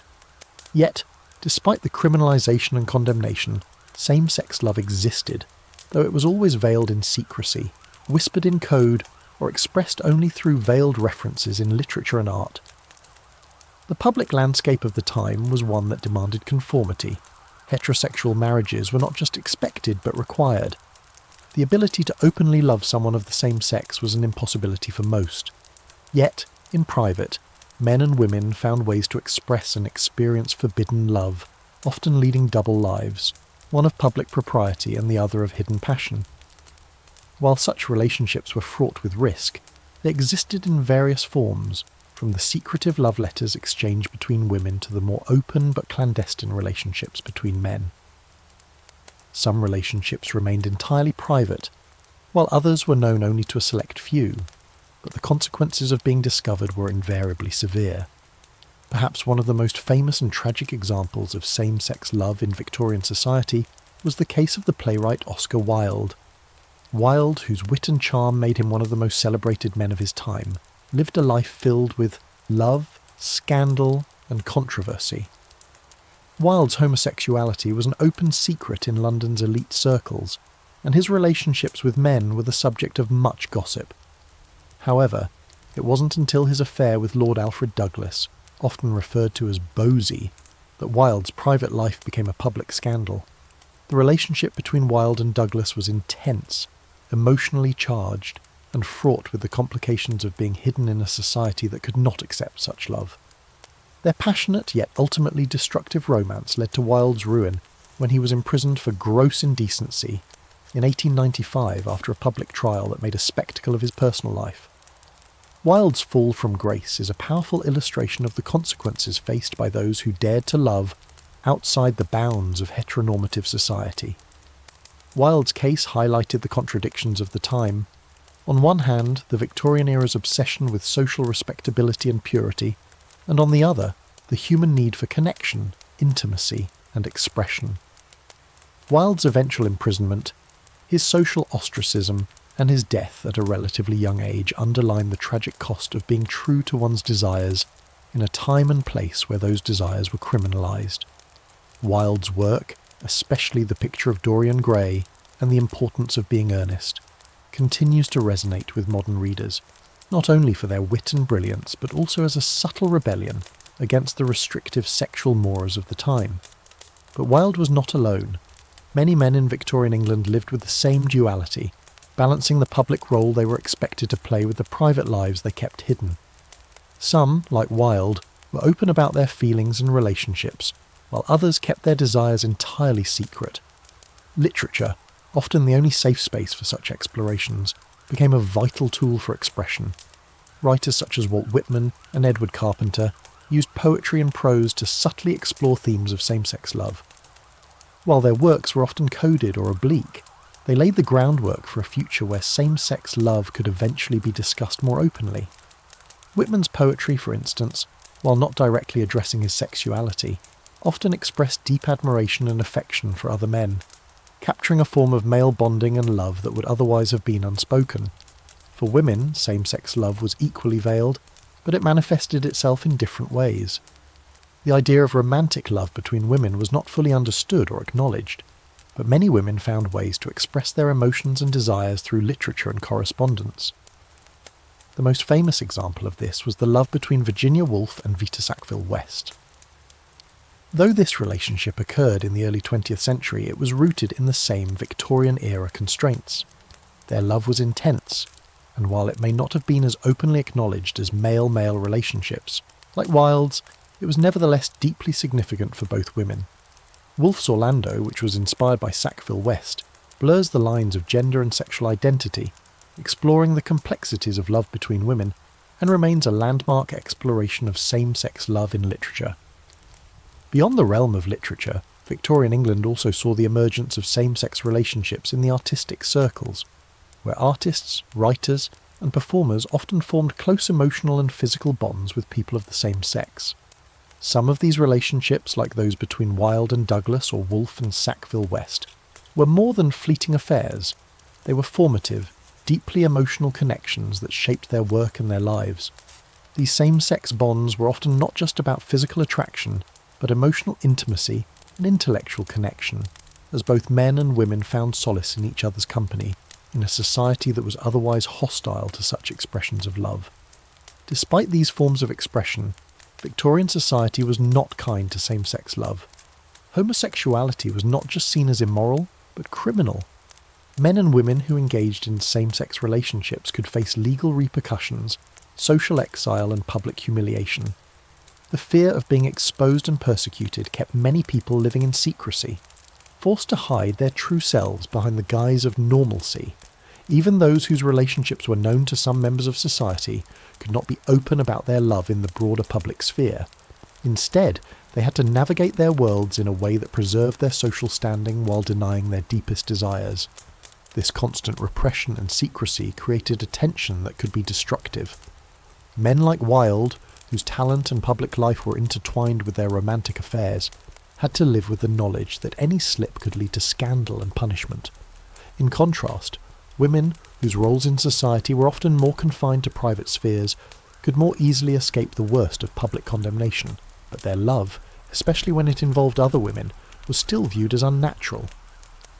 For both genders, however, the result was the same: an ongoing battle between societal expectations and personal desire, a battle that many lost, some at great personal cost. Same-sex love in Victorian England existed, but it was marked by secrecy, fear and the oppressive weight of societal norms. Those who dared to live openly faced public ridicule, legal consequences, and, for some, tragic endings. Yet despite the dangers, same-sex love was a persistent undercurrent that fueled some of the most poignant and subversive art of the era. The stories of these hidden loves, whether they were whispered in darkened rooms, coded in letters, or expressed between the lines of poetry, continue to inspire and illuminate the complexities of love in a time when it was anything but free. The late 19th and early 20th centuries in England marked a time of intense political upheaval, social change, and most notably, the rise of the suffragette movement. At the heart of this movement were women who were not only fighting for the right to vote, but also for the broader rights to autonomy, respect, and freedom. Their fight was revolutionary, and it often extended beyond the political sphere into their personal lives. Many suffragettes, who were already pushing back against the gendered expectations of Victorian society, found themselves in relationships and love affairs that defied the norms of their time. These women, often considered radical and unruly, didn't just demand equality. They pursued love and independence in ways that were equally bold, navigating the intersection of activism, passion, and personal freedom. The suffragette movement was a direct challenge to the rigid, patriarchal structures that governed Victorian life. As these women fought for political rights, they also found themselves pushing back against the moral expectations surrounding their personal relationships. The idea of a woman loving outside the bonds of marriage was already a controversial subject, but when suffragettes began to openly reject the traditional roles of wives and mothers, their relationships became further scrutinised. Many suffragettes sought relationships that were based not on societal duty, but on emotional connection and equality, and in doing so they blurred the lines between activism and romance. One of the most famous examples of this intersection of love and activism was the relationship between Emmeline Pankhurst, the leader of the suffragette movement, and her husband, Richard Pankhurst. While their marriage was not itself scandalous, it was emblematic of the new role that love could take in the lives of suffragettes. Richard, a lawyer who supported his wife's efforts, was more than just a traditional spouse. He was an ally and a fellow advocate for women's rights. Their relationship was built on mutual respect, shared goals, and intellectual equality, and this partnership set a precedent for the kinds of relationships that many suffragettes would pursue in their personal lives. For Emmeline, the love she shared with her husband wasn't merely romantic. It was a partnership that allowed her to challenge the system in ways that were not traditionally accessible to women. Yet, while many suffragettes found support and partnership in their marriages, there were also instances of more complex and less conventional love affairs. Some suffragettes chose relationships with women, which, in the context of the time, was considered a radical act in itself. The concept of love between women, though largely invisible in mainstream society, existed in private spaces where personal bonds flourished beyond the accepted norms. One well-known suffragette, Ellen Terry, an actress and activist, was involved in a passionate, albeit secret, relationship with the famous painter George Frederick Watts. While Terry's relationships with men were often public, her romantic entanglement with Watts was seen by some as a transgressive act, both personally and professionally. These secret relationships, often less discussed, represent the ways in which suffragettes carved out spaces for themselves not just in politics, but in love. In many cases, suffragettes were forced to navigate a dual life, fighting for women's rights on the front lines while keeping their personal, sometimes radical, relationships under wraps. In fact, the very act of being a suffragette was often a form of rebellion that bled into every other aspect of a woman's life. Love, once relegated to the constraints of marriage and family, became a site of resistance, a way for suffragettes to assert their independence, not just politically, but emotionally and sexually as well. Take the story of Christabel Pankhurst, Emmeline's daughter and a key figure in the suffragette movement. Christabel was known for her strong convictions and radical activism, but her personal life was equally controversial. She had a long-standing close relationship with a fellow suffragette, Annie Kenney.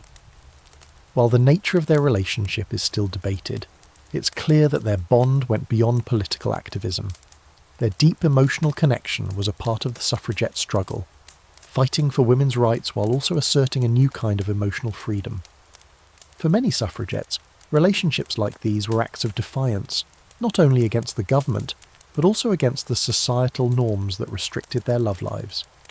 These radical love affairs had profound implications for the suffragette movement itself. The idea of love as an act of rebellion was not just about challenging gender norms, it was about creating new possibilities for women. The suffragettes envisioned a world where women could experience love on their own terms without being bound by traditional expectations. Their relationships, particularly those that were unconventional, reflected a broader desire for self-determination. Love became a form of empowerment, a way to assert one's autonomy in a world that often denied women control over their own bodies and choices. In a society that demanded women remain silent and subservient, the suffragettes rejected the status quo, not just by marching for political rights, but by living their lives according to their own rules. Their love affairs, whether with men or women, were an extension of their fight for freedom. They demonstrated that love too could be an act of defiance, challenging the idea that a woman's romantic and sexual desires should be confined to the private sphere or dictated by the expectations of others. The legacy of these suffragette love affairs is a reminder that the fight for women's rights wasn't just about politics, it was about the personal, emotional, and sexual freedom of women. For many suffragettes, love was as much a part of their activism as their speeches and protests. They found love in spaces where they could assert their independence, express their desires, and live authentically, even as they fought for the right to do so publicly. These relationships, full of passion, defiance, and intimacy, were woven into the fabric of the suffragette movement, and in many ways they helped to reshape how love and relationships would be understood in the years to come. In the morally strict society of Victorian England, where personal and public conduct were heavily scrutinised, infidelity was not just a moral failing, it was a potential catastrophe. Adultery, particularly for women, was considered a stain that could tarnish an entire family's reputation, leading to social ostracism, divorce, or even legal action. Despite the dangers, however, infidelity was a reality in the lives of many Victorians. Though their society demanded loyalty and fidelity within marriage, the tension between desire and duty led many to seek forbidden love outside of the marriage bed. These illicit liaisons, often conducted in secrecy, were not only an escape from the confines of marriage, but also a bold defiance of the era's restrictive moral codes. For many Victorians, marriage was an arrangement of duty, not of love. While a union was expected to be between one man and one woman, bound by the vows of loyalty, fidelity, and societal obligation, the reality was often far more complicated. Many marriages, particularly among the aristocracy, were practical alliances designed to secure wealth, family lineage, and social standing. In these unions, emotional connection was not always the priority. As a result, spouses, both men and women, sought satisfaction elsewhere, often turning to infidelity as a way to fulfill desires that were neglected or suppressed within the confines of their marriages. Infidelity, though dangerous, offered a thrilling escape from the rigidity of Victorian expectations. Women, especially those in loveless marriages, were often denied the opportunity for emotional and physical fulfillment. The Victorian ideal of the angel in the house dictated that a woman's primary role was to be a loving wife and devoted mother. She was to embody purity and domesticity, and any deviation from this ideal was deemed a moral failure. Yet many women, despite this expectation, found themselves falling into illicit affairs, either with men who were not their husbands, or in some rarer instances with women. These affairs often had to be kept hidden, for the stakes were high. A woman's reputation was her currency, and any scandal, no matter how small, could ruin her social standing and that of her family. Men too sought extramarital relationships, but their affairs were more readily tolerated by society. In fact, many men engaged in infidelity without much risk to their public image. The Victorian attitude toward male infidelity was, in many ways, more lenient, partially because of the societal view that men had greater sexual autonomy than women. It was not uncommon for men of power, wealth, or status to have mistresses or to indulge in short-term liaisons outside of their marriages. For these men, the thrill of the affair was less about escaping a loveless union, and more about the indulgence of desire, an act of rebellion against the expectations placed on them. Yet even for men, infidelity carried consequences, particularly if their affairs became public, or were seen as disrupting their public responsibilities.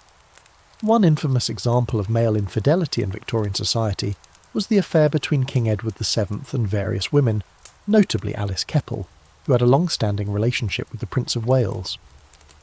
Edward's extramarital affairs were well known, and while they caused public gossip, they were tolerated, even excused, in part due to his charisma and popularity. His infidelity, though a breach of royal duty, was often seen as a personal weakness rather than a public scandal. In contrast, the same behaviour in a woman would have been met with condemnation and ruin. Edward's ability to carry on his affairs without significant damage to his reputation is an example of how infidelity, especially when it was practised by powerful men, was both a societal norm and a dangerous flirtation with the boundaries of propriety. Yet, there was always a precariousness to these affairs. When infidelity was exposed, the consequences could be dire. A woman caught in an affair risked public disgrace, as well as the possibility of being shunned by her family and society. If the affair led to a pregnancy, the woman could face even worse outcomes: forced marriage, social exile, or being labelled a fallen woman, a term that carried immense social stigma. For men, the consequences of infidelity were often more socially tolerable, but they could still lead to a loss of influence, power, or even financial ruin if the affair became public enough to affect their reputation. Infidelity wasn't just a private betrayal, it was a reflection of the larger societal tensions between personal desires and social expectations.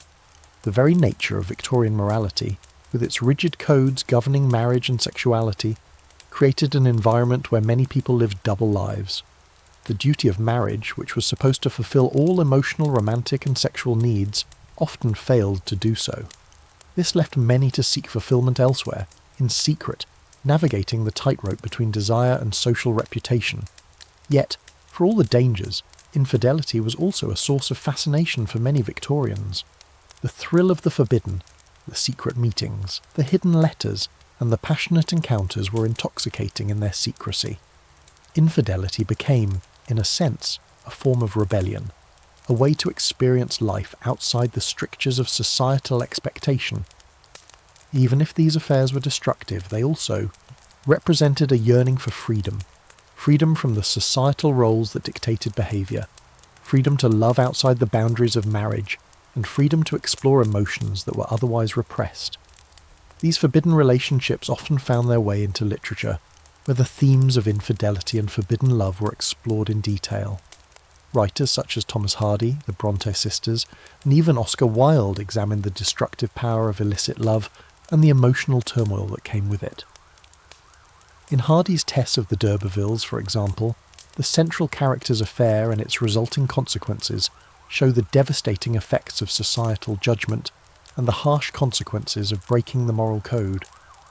Wilde's The Picture of Dorian Gray, though more concerned with the dangers of vanity and hedonism, also explores themes of betrayal and infidelity, as Dorian's relationships cause emotional damage to those around him.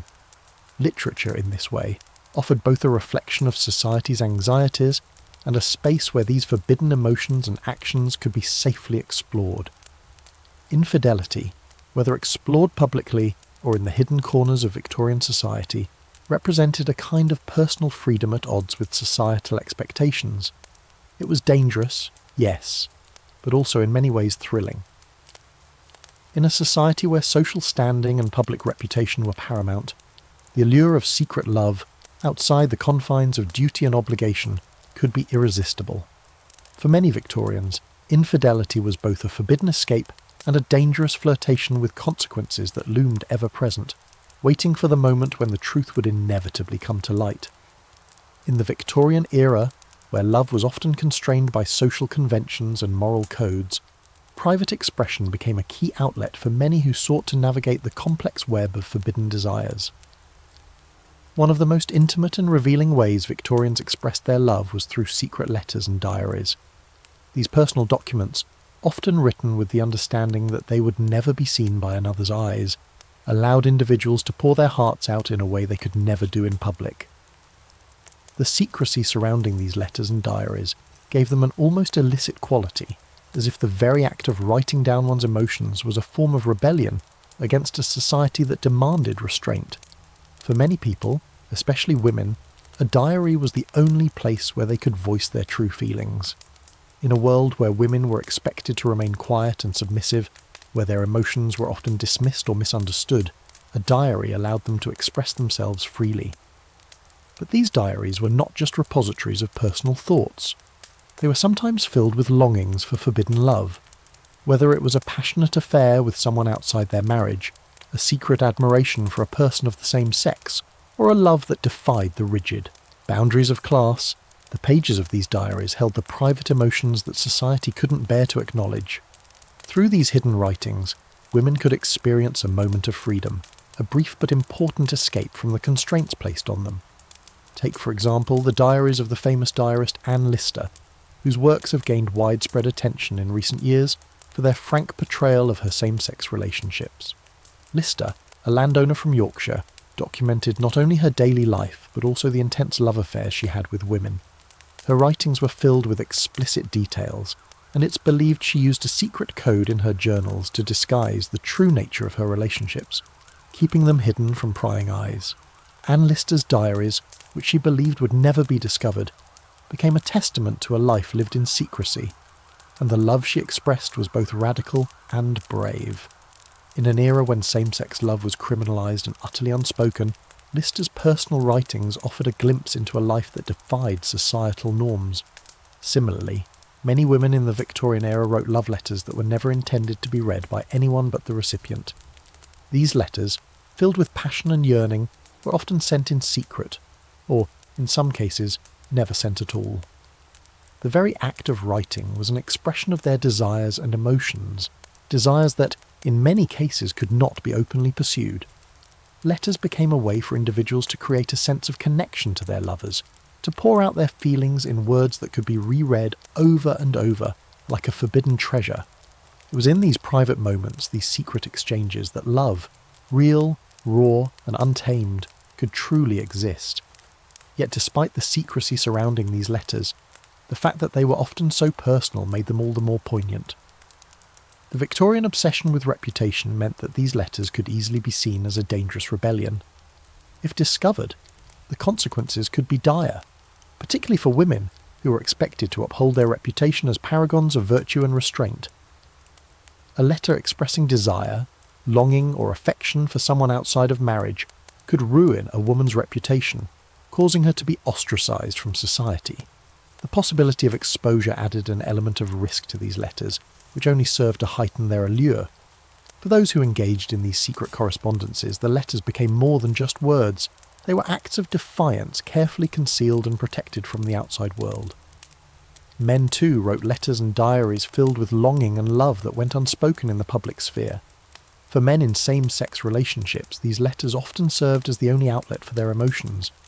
In a time when homosexuality was criminalised and heavily stigmatised, love between men could not be openly acknowledged. However, letters between men, such as those written by the poet Lord Byron and his lover John Edelston, or the famous correspondence between Edward Carpenter and Walt Whitman, provide windows into a hidden world of love and affection. These letters often used coded language to protect the identities of those involved, yet the emotions conveyed were raw and deeply sincere. These private writings, when uncovered, not only revealed the depth of affection shared between the correspondents, but also illuminated the risks they took to express that affection in such a repressive era. What makes these letters and diaries so compelling is their vulnerability. The act of writing about love, whether it was an affair or a secret longing, was a deeply personal act. In these writings, people confessed their innermost feelings, fears and desires, often knowing that there would be no chance for those emotions to be validated in the open world. In the case of letters exchanged between lovers, whether heteronormative or same-sex, the very secrecy of the correspondence added a layer of intensity. The idea that their love could be so easily destroyed by a single slip of the tongue, a single misplaced letter, made these written expressions of love all the more precious. Of course, not all secret letters were love letters. Some diaries were filled with the pain of unrequited love, the heartbreak of being forced into a marriage without affection, or the frustration of living in a society that demanded emotional conformity.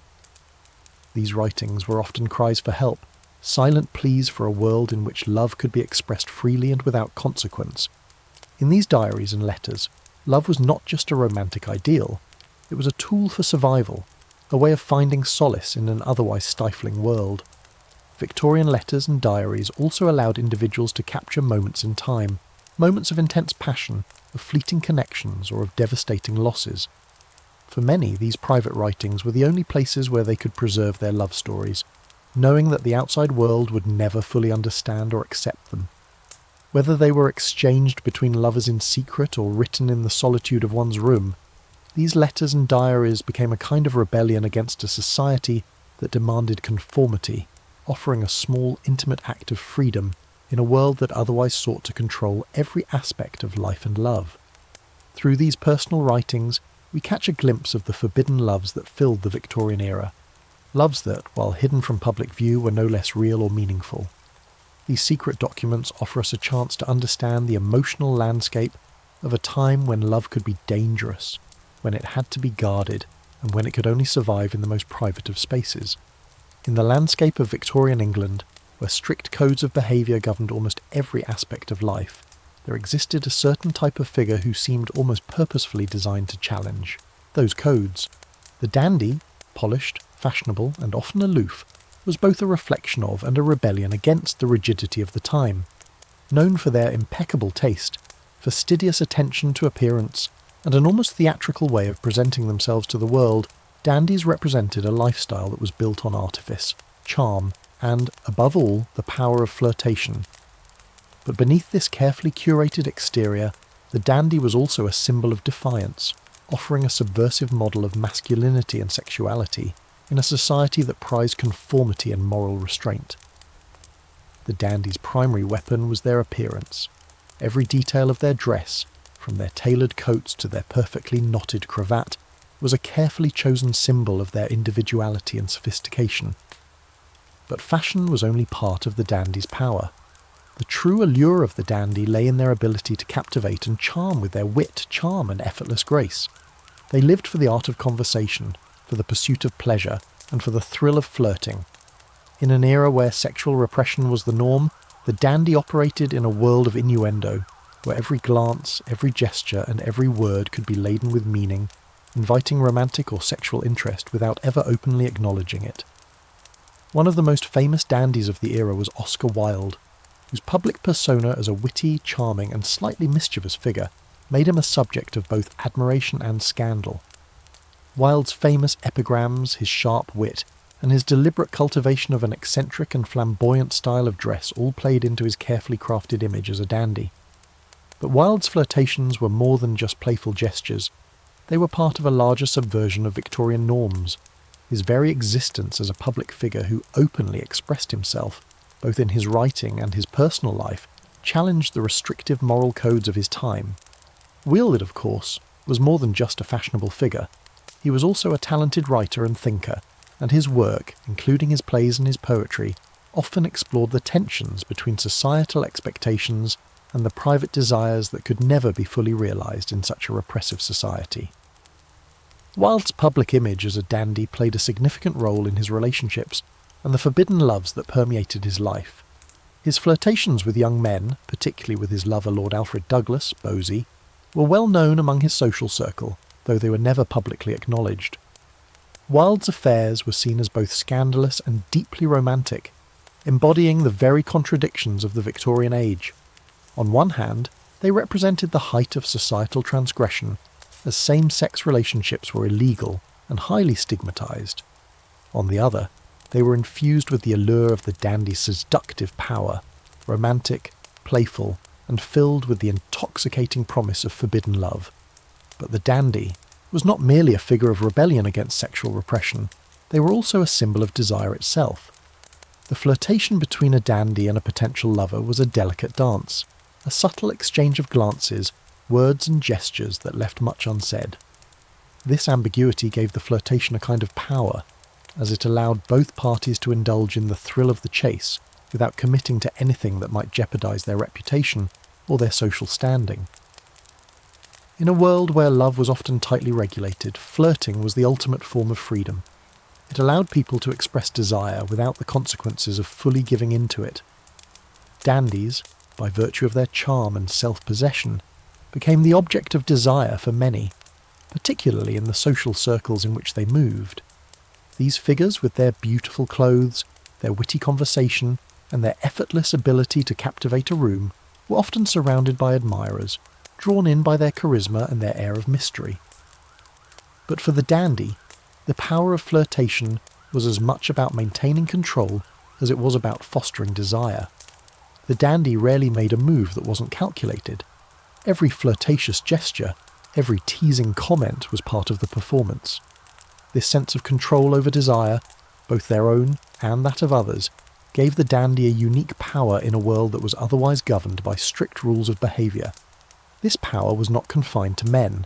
Women too adopted elements of the dandy persona in their flirtations, although they had to do so within the strict confines of what was acceptable for women at the time.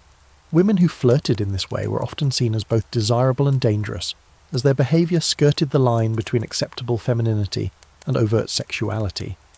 The art of flirtation allowed women to assert a level of autonomy and control in relationships that they otherwise lacked. Just as the male dandy used flirtation to navigate societal constraints, so too did women find ways to express desire through the delicate power of teasing, withholding, and suggestion. One of the most iconic figures of this kind of feminine flirtation was Lily Langtry, a famous actress, model, and mistress to the future King Edward VII. Langtry's allure was not just physical, it was the result of her ability to captivate men through her wit, her beauty, and her charm. Her flirtations, often conducted in the public eye, were an essential part of her public persona.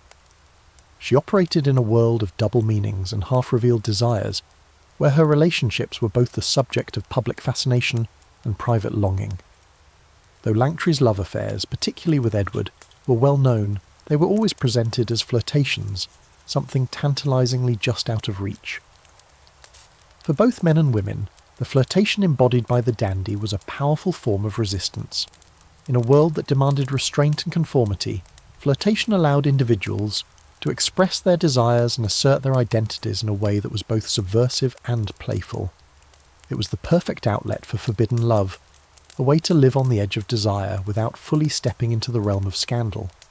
And for those who were caught in the art of flirtation, whether openly or in secret, it was a way to experience love without fully committing to the consequences that would inevitably follow. The dandy's flirtation was not just an aesthetic choice, it was an act of personal freedom. It allowed people to exist between worlds, to experience love and desire, while remaining bound by none of the rules that governed the proper conduct of romantic relationships. This flirtatious freedom, though it often came with risk, also came with a sense of possibility. The possibility of a love that was both exciting and unattainable, both forbidden and irresistibly magnetic. In the heart of Victorian society, religion and morality were inextricably linked. They shaped everything from everyday behaviours to societal expectations, influencing how people thought about marriage, sexuality, and love.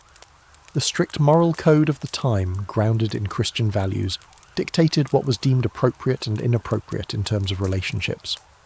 Love outside of marriage, infidelity, and same-sex relationships were all seen as immoral and sinful, creating a tense environment where personal desires often clashed with religious and societal standards. However, as much as Victorian society tried to enforce these moral codes, human nature proved to be more complex, and a deeper, unspoken world of forbidden love emerged. Religion, particularly Christianity, provided the backbone of Victorian moral expectations.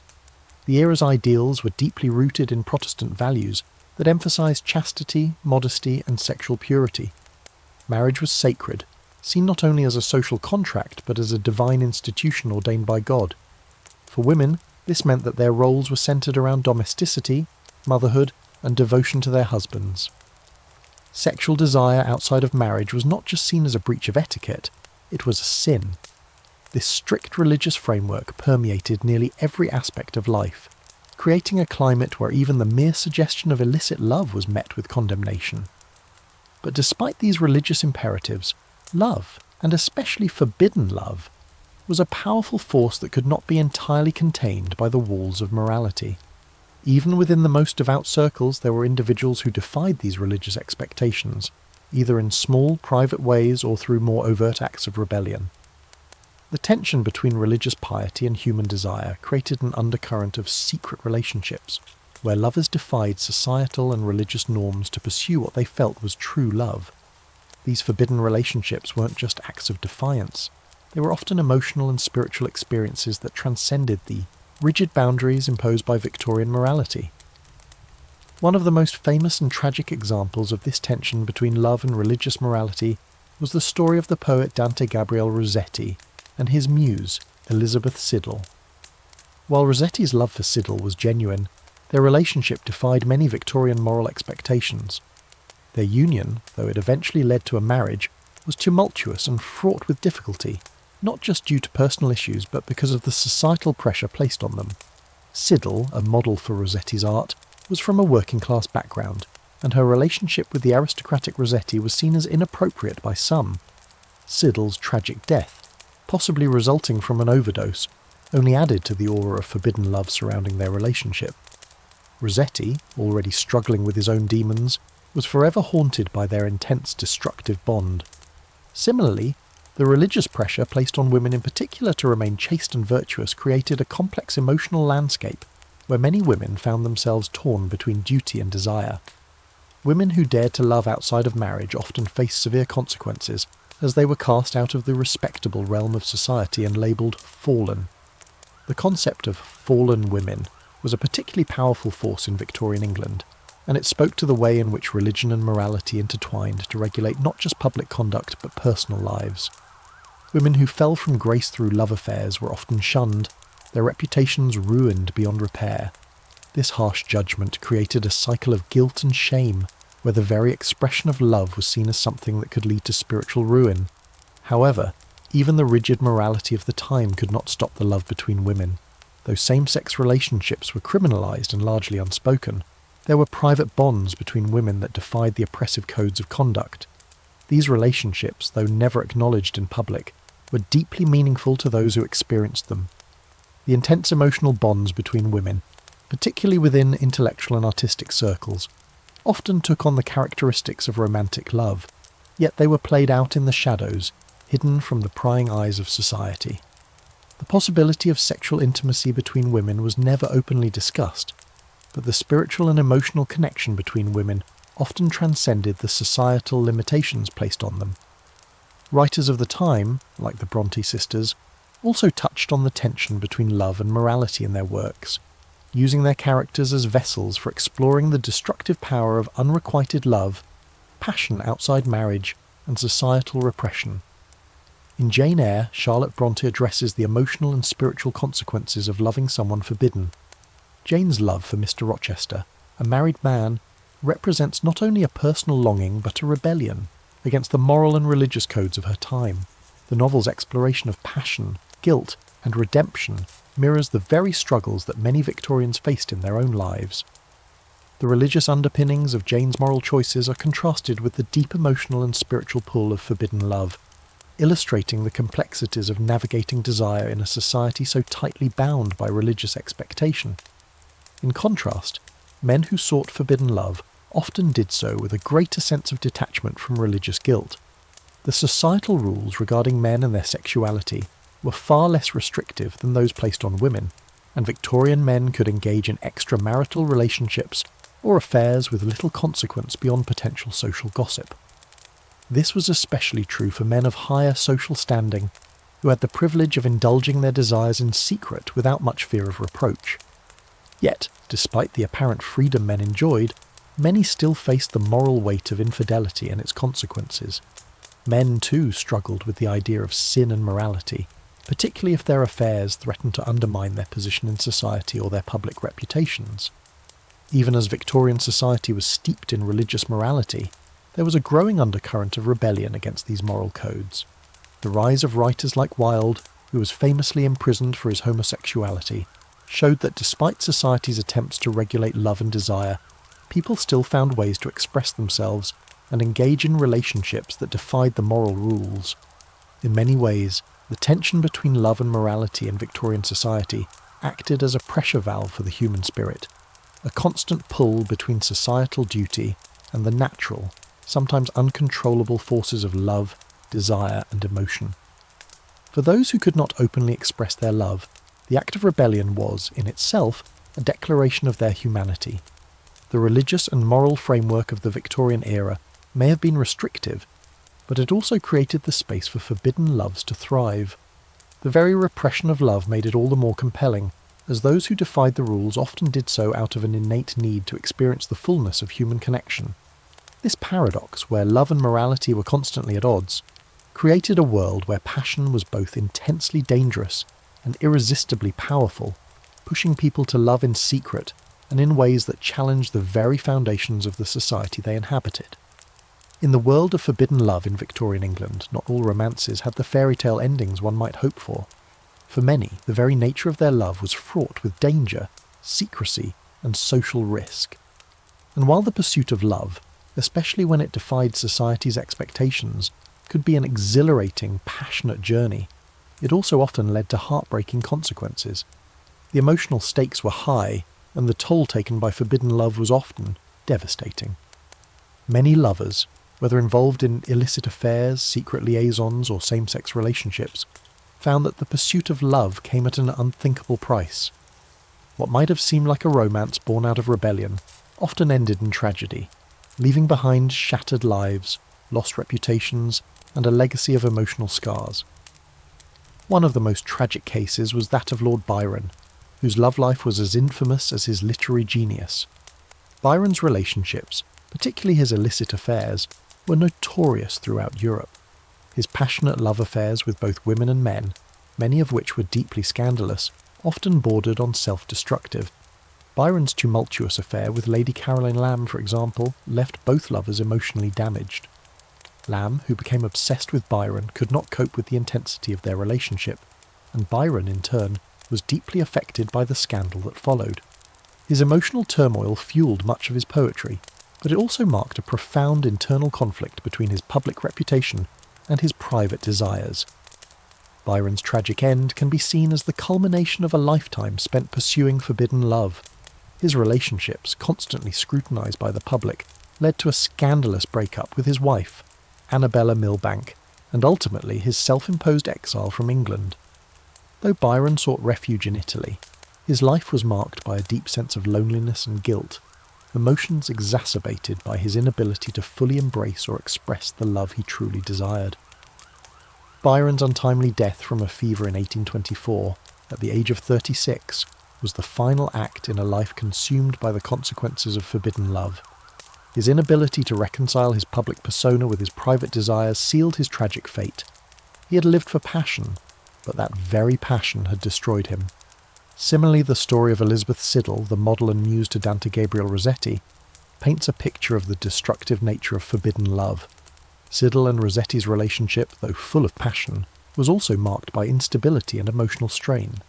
Siddal, often seen as a tragic figure, was not just Rossetti's muse but also his lover, and their love affair was clouded by personal demons. Siddal, struggling with depression and an overwhelming sense of isolation, became consumed by the toxic nature of their love. After a miscarriage and subsequent health problems, Siddal tragically died from what was believed to be an overdose of laudanum. While her death was officially ruled accidental, many believed that the pain of her relationship with Rossetti contributed to her untimely demise. In a sense, their forbidden love, intense and consuming, destroyed her, leaving Rossetti to carry the weight of her death for the rest of his life. Siddal's tragic end highlights the darker side of the artistic and romantic relationships that flourished in Victorian England. For many, love was not just an emotional bond, it was a consuming force that could drive people to the brink of despair. Rossetti, haunted by guilt, even buried his most beloved poems with Siddal, unable to part with the words that had once been written for her. After her death, he exhumed the poems, hoping to release them to the world, but their resurgence in his life was not a rebirth of artistic passion. It was a manifestation of the guilt and sorrow that plagued him for years.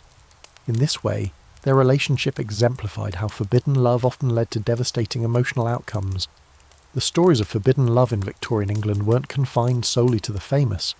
Many individuals found their lives turned upside down by their desire for someone they could never openly love.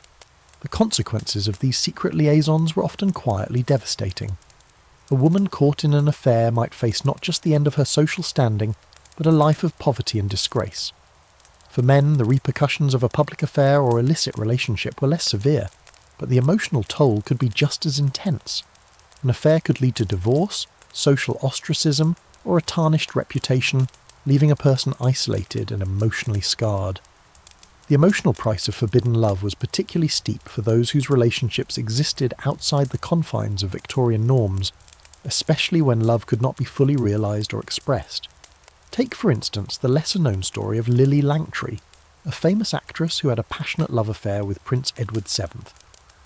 While Langtry's public persona as an actress and socialite allowed her some freedom, the emotional cost of her relationship with the future king was significant. The affair was secretive, and although she enjoyed the privileges of royal attention, Langtry was often publicly scrutinised and privately isolated. After the affair ended, Langtry's emotional ties to Edward remained, and the scandal of their past affair followed her for the rest of her life. Her story is a poignant reminder that, for all the power and privilege afforded to her, love, especially forbidden love, can leave its mark even on the most celebrated figures. For many who lived during the Victorian era, the ultimate tragedy of forbidden love was not just the public consequences, but the internal toll it took. Love, which should have been a source of joy and fulfillment, often became a source of guilt, pain, and longing. Whether the affair led to social ruin or simply to an unspoken love that could never be realised, the emotional cost was often greater than any external punishment. For those who loved secretly and lived in the shadows, the private toll was often far more devastating than the public scorn. Their love, though genuine, could never be fully lived, and in that limitation lay its tragedy. The Victorian era's moral framework, rooted in religious and societal expectations, may have created a society of outward propriety, but beneath the surface it also led to a world of complex secret loves that could never be fully realised. The tragic endings of these affairs are a testament to the deep emotional cost of living in a world where love, passion, and desire were always at odds with the rules. While these forbidden loves remain romanticised in history, their consequences serve as a poignant reminder of the price many paid to experience love outside the bounds of society's strict codes. In the midst of the strict Victorian moral code, there existed a world of love that was entirely silenced, relationships between women, hidden away from the public eye, but deeply significant to those who lived them. While homosexuality between men was criminalised and often publicly condemned, the love between women was rarely discussed, but it still flourished in secret spaces. In a society where women were expected to be passive and obedient, the emotional and sometimes romantic bonds formed between women provided a quiet rebellion against these expectations. These relationships, though never fully acknowledged in public, were often intimate, passionate, and profound, existing in the spaces where Victorian society could not see. They were, however, deeply marked by the need for secrecy, and the women involved lived their love in silence, knowing the severe consequences that could follow if their feelings were ever exposed. The bonds between women in the Victorian era were often forged in intellectual and artistic circles, where women were able to spend time together in environments that allowed for emotional intimacy.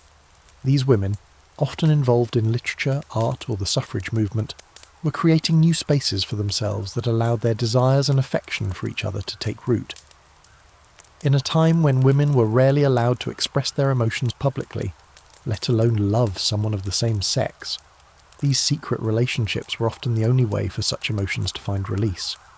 For some, these relationships were emotional and intellectual partnerships, while for others, they were expressions of romantic or sexual affection that could never be openly acknowledged. Perhaps the most famous example of such a bond is the relationship between the poet, Christina Rossetti, and her close friend, the artist and writer Elizabeth Siddal. While there is no concrete evidence to suggest that their relationship was overtly romantic in nature, many scholars believe that there were strong emotional and intellectual connections between them. Siddal, who was involved in a well-known relationship with Dante Gabriel Rossetti, also had a deep bond with Rossetti's sister Christina, whose poetry explored themes of longing, love, and emotional restraint.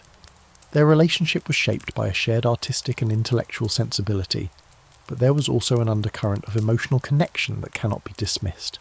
Christina's poetry, which often dealt with themes of unrequited love, isolation, and spiritual longing, could also be seen as a reflection of her own inner struggles with desire in a world that demanded emotional restraint. The relationship between the two women, though never publicly acknowledged, speaks to the profound emotional intimacy that women were capable of forging outside of the bounds of marriage. Another notable example is the relationship between the artist and poet, Vita Sackville West, and the writer, Virginia Woolf. While their love affair took place after the Victorian era, the cultural context of Victorian society still lingered, shaping how these women navigated their emotions. Their relationship was passionate, and while they both had marriages to men, their bond was filled with an intensity that was often beyond what they experienced in their other relationships. Woolf's Orlando, a novel that explores themes of gender, identity and sexuality, was inspired by her love for Sackville West, making their connection not only emotional but also intellectual. The novel challenges the conventions of Victorian society by presenting a love story that transcends traditional gender boundaries, allowing both women to explore their desires in a way that would have been impossible in their time. For Woolf and Sackville West, their relationship was a quiet rebellion against the strict codes of the era, a space where they could express their love without fear of public censure. In many ways, their love for each other encapsulated the very spirit of defiance against the repression of Victorian society. While these public examples have made their way into history, the reality for most women involved in same-sex relationships was far more hidden. For many, the relationship was entirely emotional and intellectual, and it remained secret for the entirety of their lives. Women in these relationships often relied on the subtext of letters and diaries, where they could explore their feelings in private. These women, who were often unable to love openly, found solace in the written word, pouring their affections into carefully worded letters or journals that they knew could never be read by others. These secret documents were not only expressions of love, but acts of personal freedom, allowing women to hold on to a piece of their identity in a world that demanded their silence. For example, the letters between the writer Edith Wharton and her lover, the historian Morton Fullerton, were deeply personal and revealing, filled with a kind of passionate longing that was both intellectual and emotional. Though Wharton was married to Edward Wharton, her emotional and intellectual bond with Fullerton was significant enough to inspire some of her most poignant works, such as The Age of Innocence. The letters exchanged between Wharton and Fullerton, though they were never publicly shared in her lifetime, were filled with the longing of a woman who could not openly express her love, yet found ways to communicate her deepest feelings. These letters became a kind of refuge, a place where Wharton could speak freely without fear of retribution. Even in a society where emotional and intellectual bonds between women were rarely discussed, these private acts of love were still powerful, and they served as a reminder of the hidden world of passion that existed in the margins of Victorian society. Women who loved women in the Victorian era were forced to live in the shadows, their love unacknowledged and their emotions suppressed. The consequences of being discovered were grave, particularly for those who belonged to the upper classes, where social reputation was everything. Many women were forced into marriages that were based on family obligations and financial stability, leaving their emotional desires unfulfilled. For these women, love between women became a quiet rebellion, a private expression of desire in a world that demanded conformity. But even in secrecy, these relationships held power. The bonds forged between women in this hidden world were often some of the most intimate and profound, and they remained a significant part of the Victorian story, one that was never fully acknowledged but was, in many ways, a reflection of the struggles and desires that lay beneath the surface of a highly repressed society. The love between women in Victorian England, though never fully recognised, is a testament to the resilience of human emotion in the face of societal constraint. For these women, their love, though silent, was no less real, and it remains an important and often overlooked part of the complex history of love and desire in the Victorian era. In Victorian England, where the very idea of same-sex love was not only forbidden, but criminalised, men who loved men lived in a world of constant tension, secrecy, and fear. Homosexuality, particularly male homosexuality, was seen as both immoral and unnatural. Under laws such as the Criminal Law Amendment Act of 1885, men who engaged in same-sex relationships could face imprisonment, hard labour, and public humiliation. Despite these harsh penalties, same-sex love thrived in the shadows. The men involved in these relationships, however, were forced to hide their desires and live double lives, presenting a public face of propriety while quietly seeking love and connection in secret. One of the most famous and tragic examples of same-sex love in Victorian England was the relationship between Oscar Wilde and Lord Alfred Douglas, known as Bosie.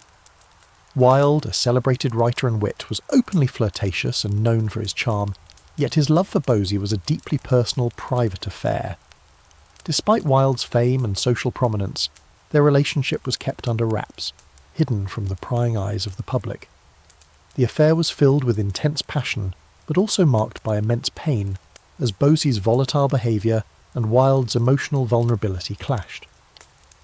In 1895, the relationship became the subject of a scandal when Bosie's father, the Marquis of Queensberry, accused Wilde of gross indecency, leading to Wilde's public trial and subsequent imprisonment.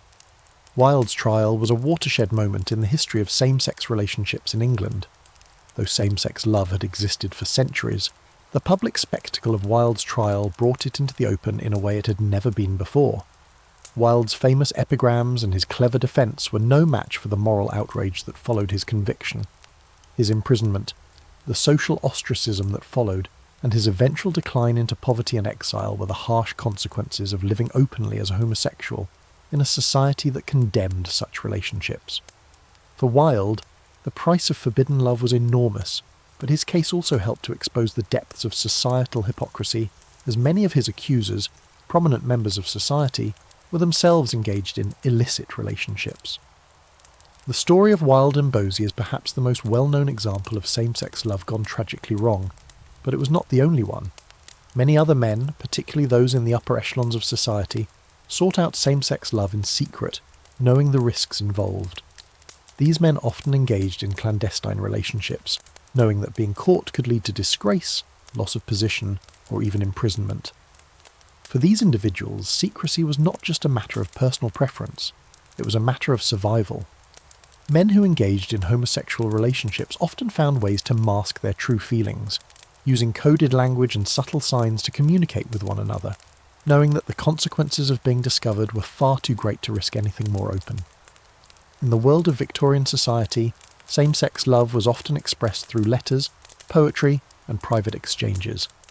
Men who loved other men often communicated in ways that avoided direct references to their desires.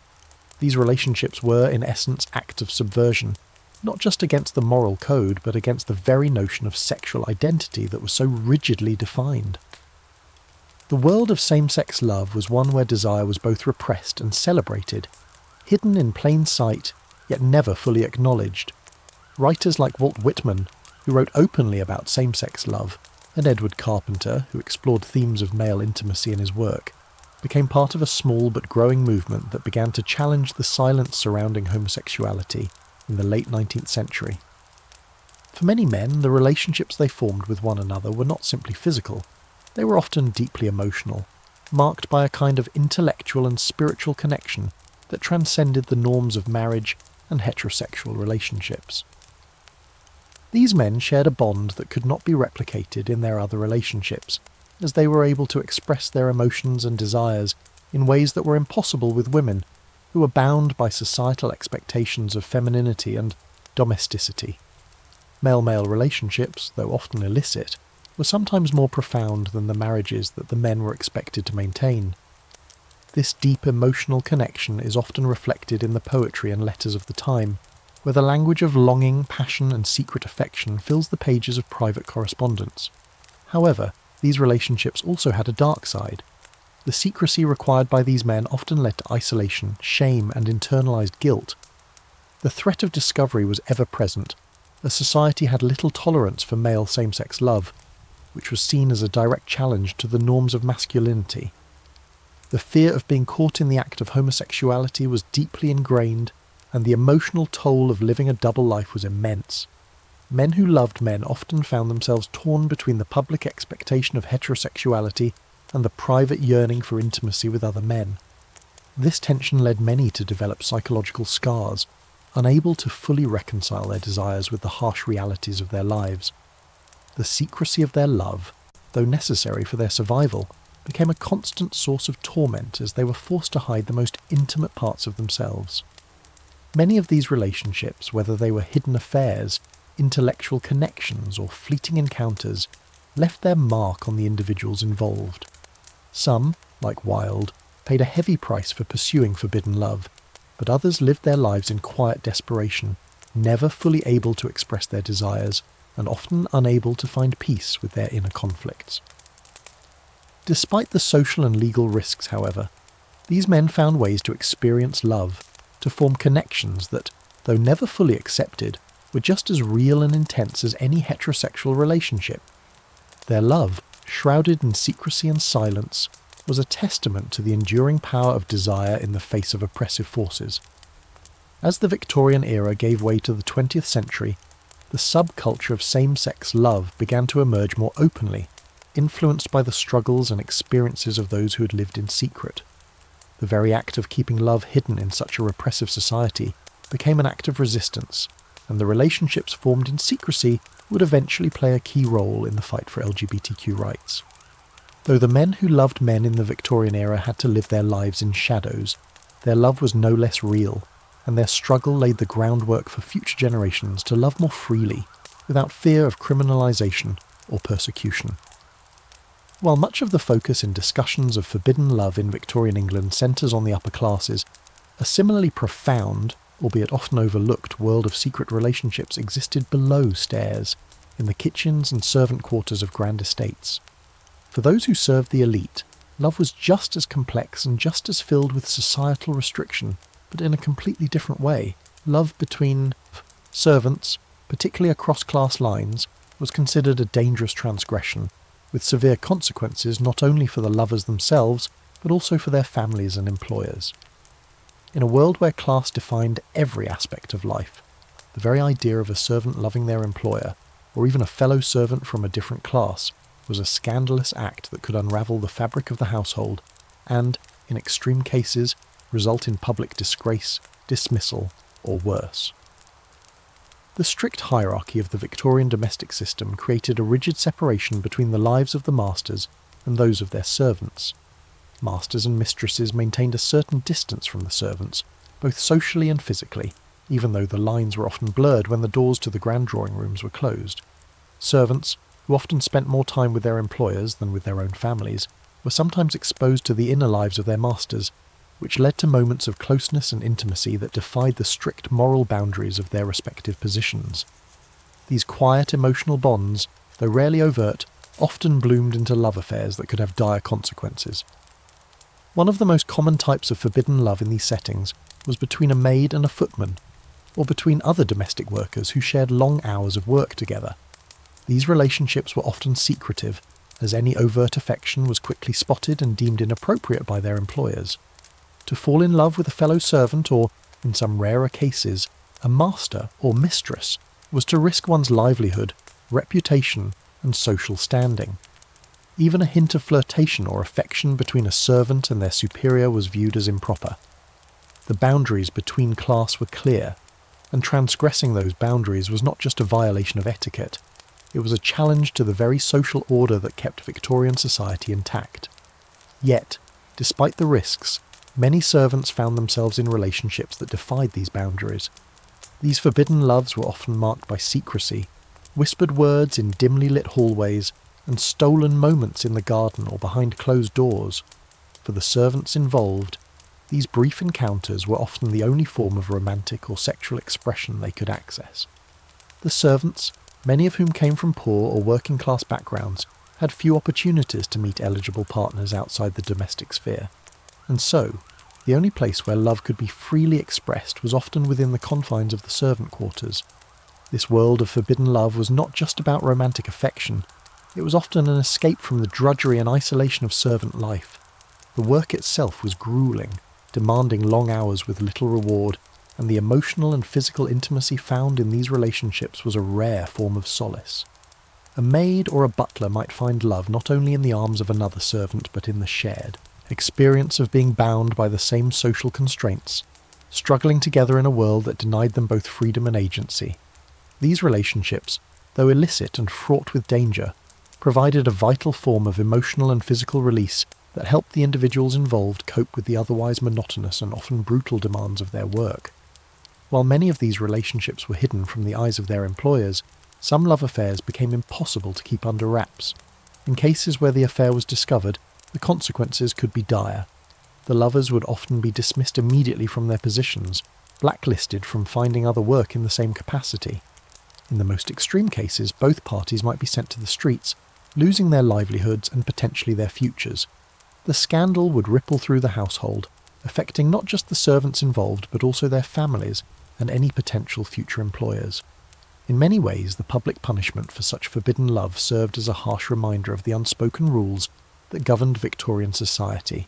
However, the hidden world of servant love was not solely about physical attraction. For many, the emotional bonds formed with fellow servants were as deep and intense as any romantic relationship between the upper classes. A maid might fall in love with another maid, or two footmen might form a close bond, not just because of physical attraction, but because they shared a life of service, of isolation, and of longing. These emotional connections were often the only source of comfort they had in a world that saw them as less than human, mere tools to maintain the smooth operation of the household. For these lovers, the relationship was not just about rebellion against societal norms, but also about survival. The deep emotional support provided by their love was often a lifeline, a way of escaping the crushing weight of their servitude, even if only for a fleeting moment. In addition to these more covert relationships, there were occasional examples of relationships between a servant and their employer, relationships that, though rarely discussed, had a lasting impact on the lives of both parties. These affairs were often secretive and scandalous, but for some, they represented an escape from the rigid expectations of class and gender. Some mistresses formed emotional and physical attachments to their servants, though these relationships were rarely reciprocated in the way the servant might have hoped. For the employers involved, these relationships could be a form of personal rebellion, a way of transcending the rigid roles assigned to both them and their employees. For the servants, however, these affairs often led to tragic consequences, as they could never fully be accepted into the social or economic circles of their lovers. But the most painful aspect of these forbidden loves was not just the punishment and isolation, but the fact that they were so often one-sided. For many servants, these relationships represented a chance to experience something other than the emotional isolation they endured in their work. Yet, for their employers, the affair was often a fleeting indulgence, an emotional escape from the responsibilities of their class. These relationships were always shaped by power dynamics, where the servant, no matter how deeply they were loved, was never truly equal to their employer in society's eyes. Despite the harsh realities of these forbidden relationships, the bonds between servants were, in many ways, just as powerful and real as those between the upper classes. Love, for these individuals, was no less meaningful for being hidden. The intensity of these relationships often lasted well beyond the confines of their secretive existence, leaving deep emotional marks on those who had lived them.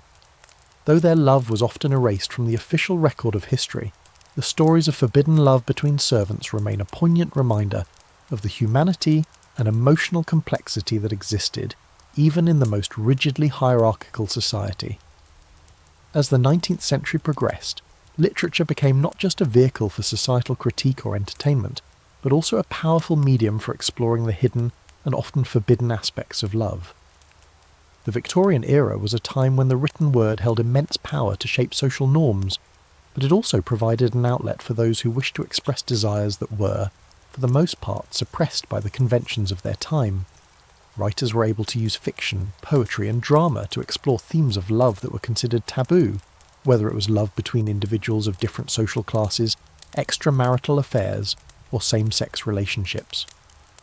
Literature, therefore, became both an escape and a form of resistance for those who sought to navigate the complexities of forbidden love.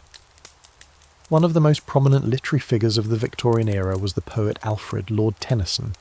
His works, filled with emotional intensity and lyrical beauty, often dealt with themes of love, longing, and unrequited desire.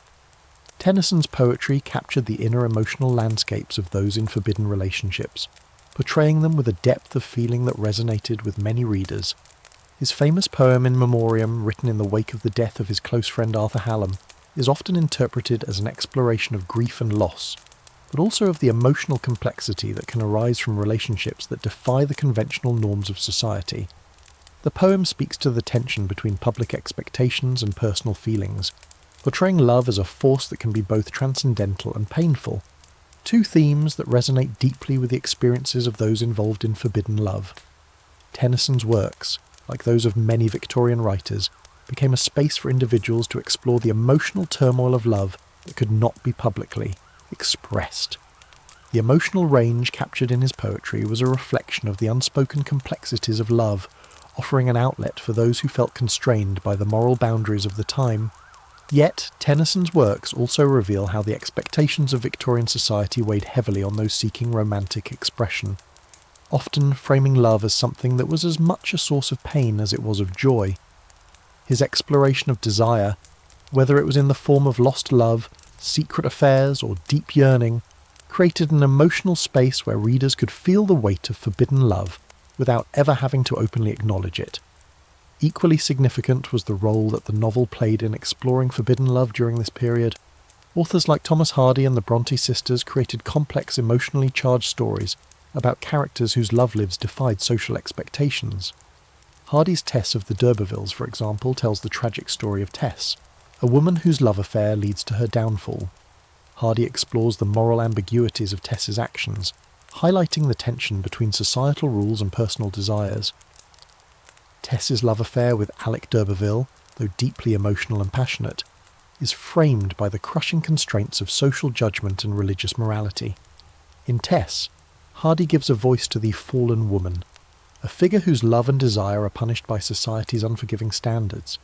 Similarly, the Bronte sisters, particularly Charlotte and Emily, explored themes of forbidden love in their novels. Jane Eyre, one of the most beloved works of Victorian literature, centres on the love between Jane and Mr. Rochester, a love that defies both social and religious boundaries. Jane's relationship with Rochester is complicated by his hidden secret, his marriage to a mad woman locked in the attic, making their love not just passionate but scandalous. Charlotte Bronte's depiction of Jane's internal struggle between love, duty and morality speaks to the deep conflict many Victorians faced when their desires led them away from socially sanctioned love. In Wuthering Heights, Emily Bronte similarly delves into a love that goes beyond societal norms, focusing on the intense and destructive relationship between Heathcliff and Catherine. The intensity of their love is both redemptive and self-destructive, and their inability to be together according to social standards leads to ruin and tragedy. For the Bronte sisters and Hardy, literature was not just a place to tell stories. It was a way of questioning the moral and social constructs of their time. Through their complex characters, they explored the consequences of forbidden love in a world where emotional desires were often suppressed. Their novels not only reflected the struggles of the time, but also provided an outlet for those who yearned for a different kind of love, one that defied the conventions of society. The characters in their novels who pursued love outside the bounds of societal expectations were often punished, but through them, the authors voiced an implicit critique of the rigid moral codes of the time. These works helped give voice to those who were otherwise silenced, particularly women, and those whose love lives were deemed inappropriate. Beyond the novels and poetry, the rise of the artistic and intellectual movements of the time, including the pre-Raphaelite Brotherhood, played a significant role in shaping how love, passion and desire were depicted. Artists such as Dante Gabriel Rossetti, who was both a poet and a painter, captured the emotional depth of forbidden love in his works, blending romance, desire and loss into his vivid, often melancholic paintings. Rossetti's relationships with his muses, including Elizabeth Siddal and later Jane Morris, were well known, and his work often reflected the emotional turmoil of these relationships. His art was not only a creative outlet, but also a way to explore the boundaries between love and social expectations. His depiction of women, both as muses and lovers, blurred the lines between purity and desire, capturing the complexity of love in a way that was both beautiful and tragic. The combination of art, literature, and poetry in the Victorian era provided a creative space for forbidden love to be explored, even as the individuals experiencing it were forced to remain silent. For many, these literary works became a way to navigate their own complex emotions, offering solace and understanding in a world that did not accept or understand their desires. The authors, poets, and artists who dared to explore these themes paved the way for future generations to more openly address the complexities of love, particularly love that defied societal boundaries. In the pages of their works, they created a space where the emotions and desires of forbidden love could be acknowledged, even if the world around them refused to do so. In this way, the literary lover became a significant figure in the world of forbidden love, not just as a character in stories, but as a voice for those who could not speak openly. Writers and artists, through their works, were able to give expression to the inner conflicts, yearnings and passions that were otherwise silenced by society's strict codes of conduct. While the world of the literary lover was often tragic, it was also a space of liberation, a place where love could be explored, even if only in private, and where passion could be given voice, even if only in the pages of a book. As the Victorian era came to a close, the reverberations of its forbidden loves, those secret affairs, hidden desires, and unspoken bonds, echoed far beyond the confines of its moral codes and social expectations. The strictures that once governed love and relationships in the 19th century were slowly beginning to crack, though societal change would come slowly. The emotional and intellectual legacy, of forbidden love left an indelible mark on both the culture and the laws of the 20th century. The lives of those who dared to love in ways that defied convention, though often tragic, were pivotal in shaping the way love would be viewed in future generations. The Victorian period's secretive world of forbidden love, especially the stories of those who defied class, gender, and moral boundaries, served as a catalyst for social reform and intellectual revolution. The very act of seeking love outside of accepted norms was, in itself, an act of resistance. For men and women trapped in loveless marriages, those engaged in same-sex relationships, or those involved in affairs that went against societal expectations, the pursuit of forbidden love was often an attempt to carve out a space for emotional and physical fulfillment. While these relationships were often fraught with pain and consequences, they were also formative experiences for the individuals involved, leaving behind a legacy of both rebellion and regret. The emotional and psychological scars left by these forbidden romances were deep, but they were also crucial in the broader cultural conversation about love, desire, and morality. One of the most significant consequences of the Victorian obsession with forbidden love was its influence on the literature and art of the time, as discussed earlier. Writers like Oscar Wilde, Thomas Hardy, and the Bronte sisters explored love's complexities in ways that were both personal and universal, opening doors for later generations of writers to explore human relationships in more openly honest terms. These works became more than just stories. They were an outlet for emotions that were otherwise suppressed. In many ways, the literary treatment of forbidden love helped reshape the public's understanding of relationships, and while the Victorian era tried to enforce silence on these topics, the written word gave them a voice that persisted long after. Perhaps one of the most lasting impacts of Victorian forbidden love is the gradual shift toward more open discussions of sexuality, desire, and gender. The fight for sexual liberation and gender equality would gain momentum in the following decades, with the early 20th century seeing significant strides in LGBTQ rights and the feminist movement. These changes were, in part, inspired by the very love stories that the Victorians had worked so hard to silence. Figures like Wilde and women such as Emmeline Pankhurst, whose lives were deeply shaped by their relationships and desires, would become symbols of resistance, challenging the very societal norms that sought to limit love to its most conventional forms. Their courage in living lives defined by love, whether in secrecy or out in the open, became a touchstone for later generations seeking to live authentically and freely. The legal and cultural transformations that followed would not have been possible without the groundwork laid by those in the Victorian period who fought against repression, even if in quiet, hidden ways. As laws against same-sex love began to shift in the late 20th century, and as women's rights to equal participation in society gained traction, the voices of those who had loved against the grain of society gained new importance.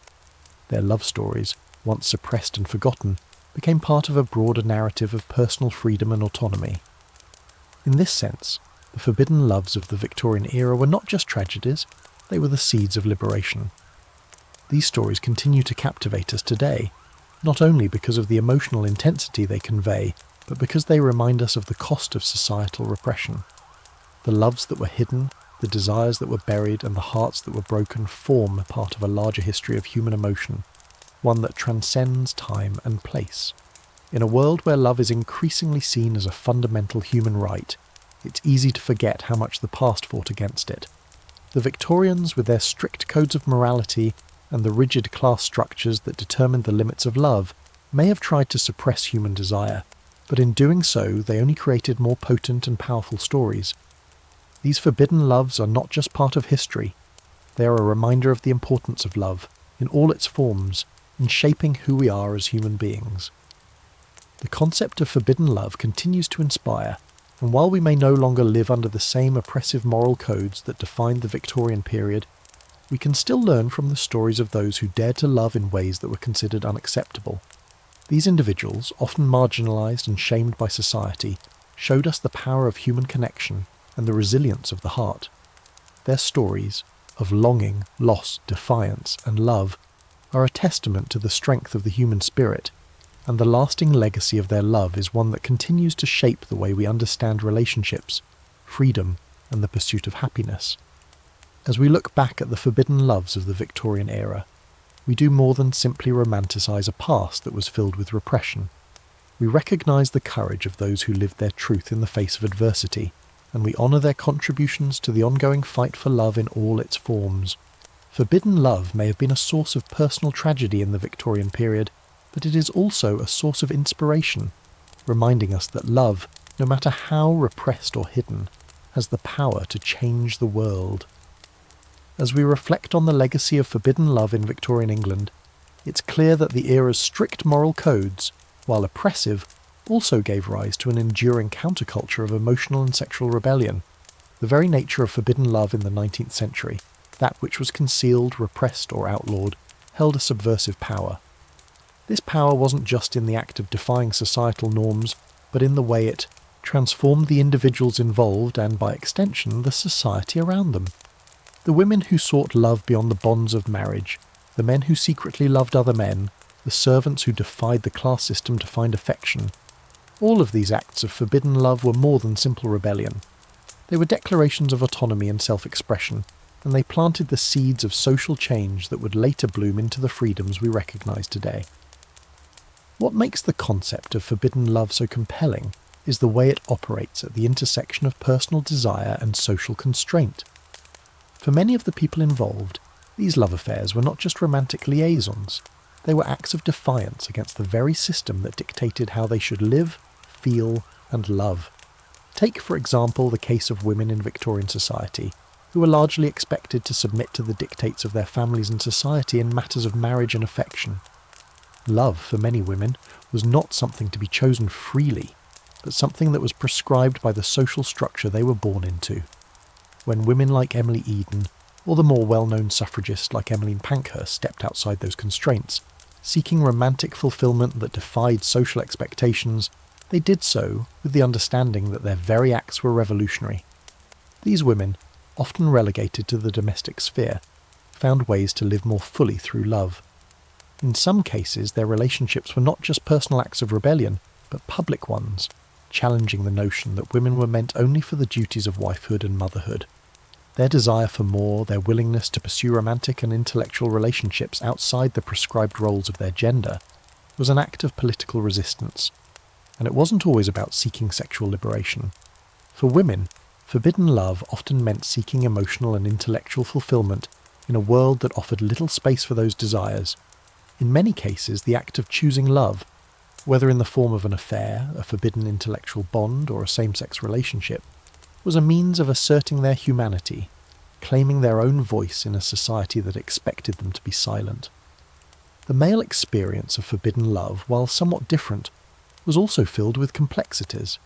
For Victorian men, same-sex love existed in the shadows, where secrecy was not only a matter of personal preference but of survival. The strict laws against homosexuality, such as the infamous 1885 Criminal Law Amendment Act, made the simple act of being in a same-sex relationship not only socially unacceptable, but legally dangerous.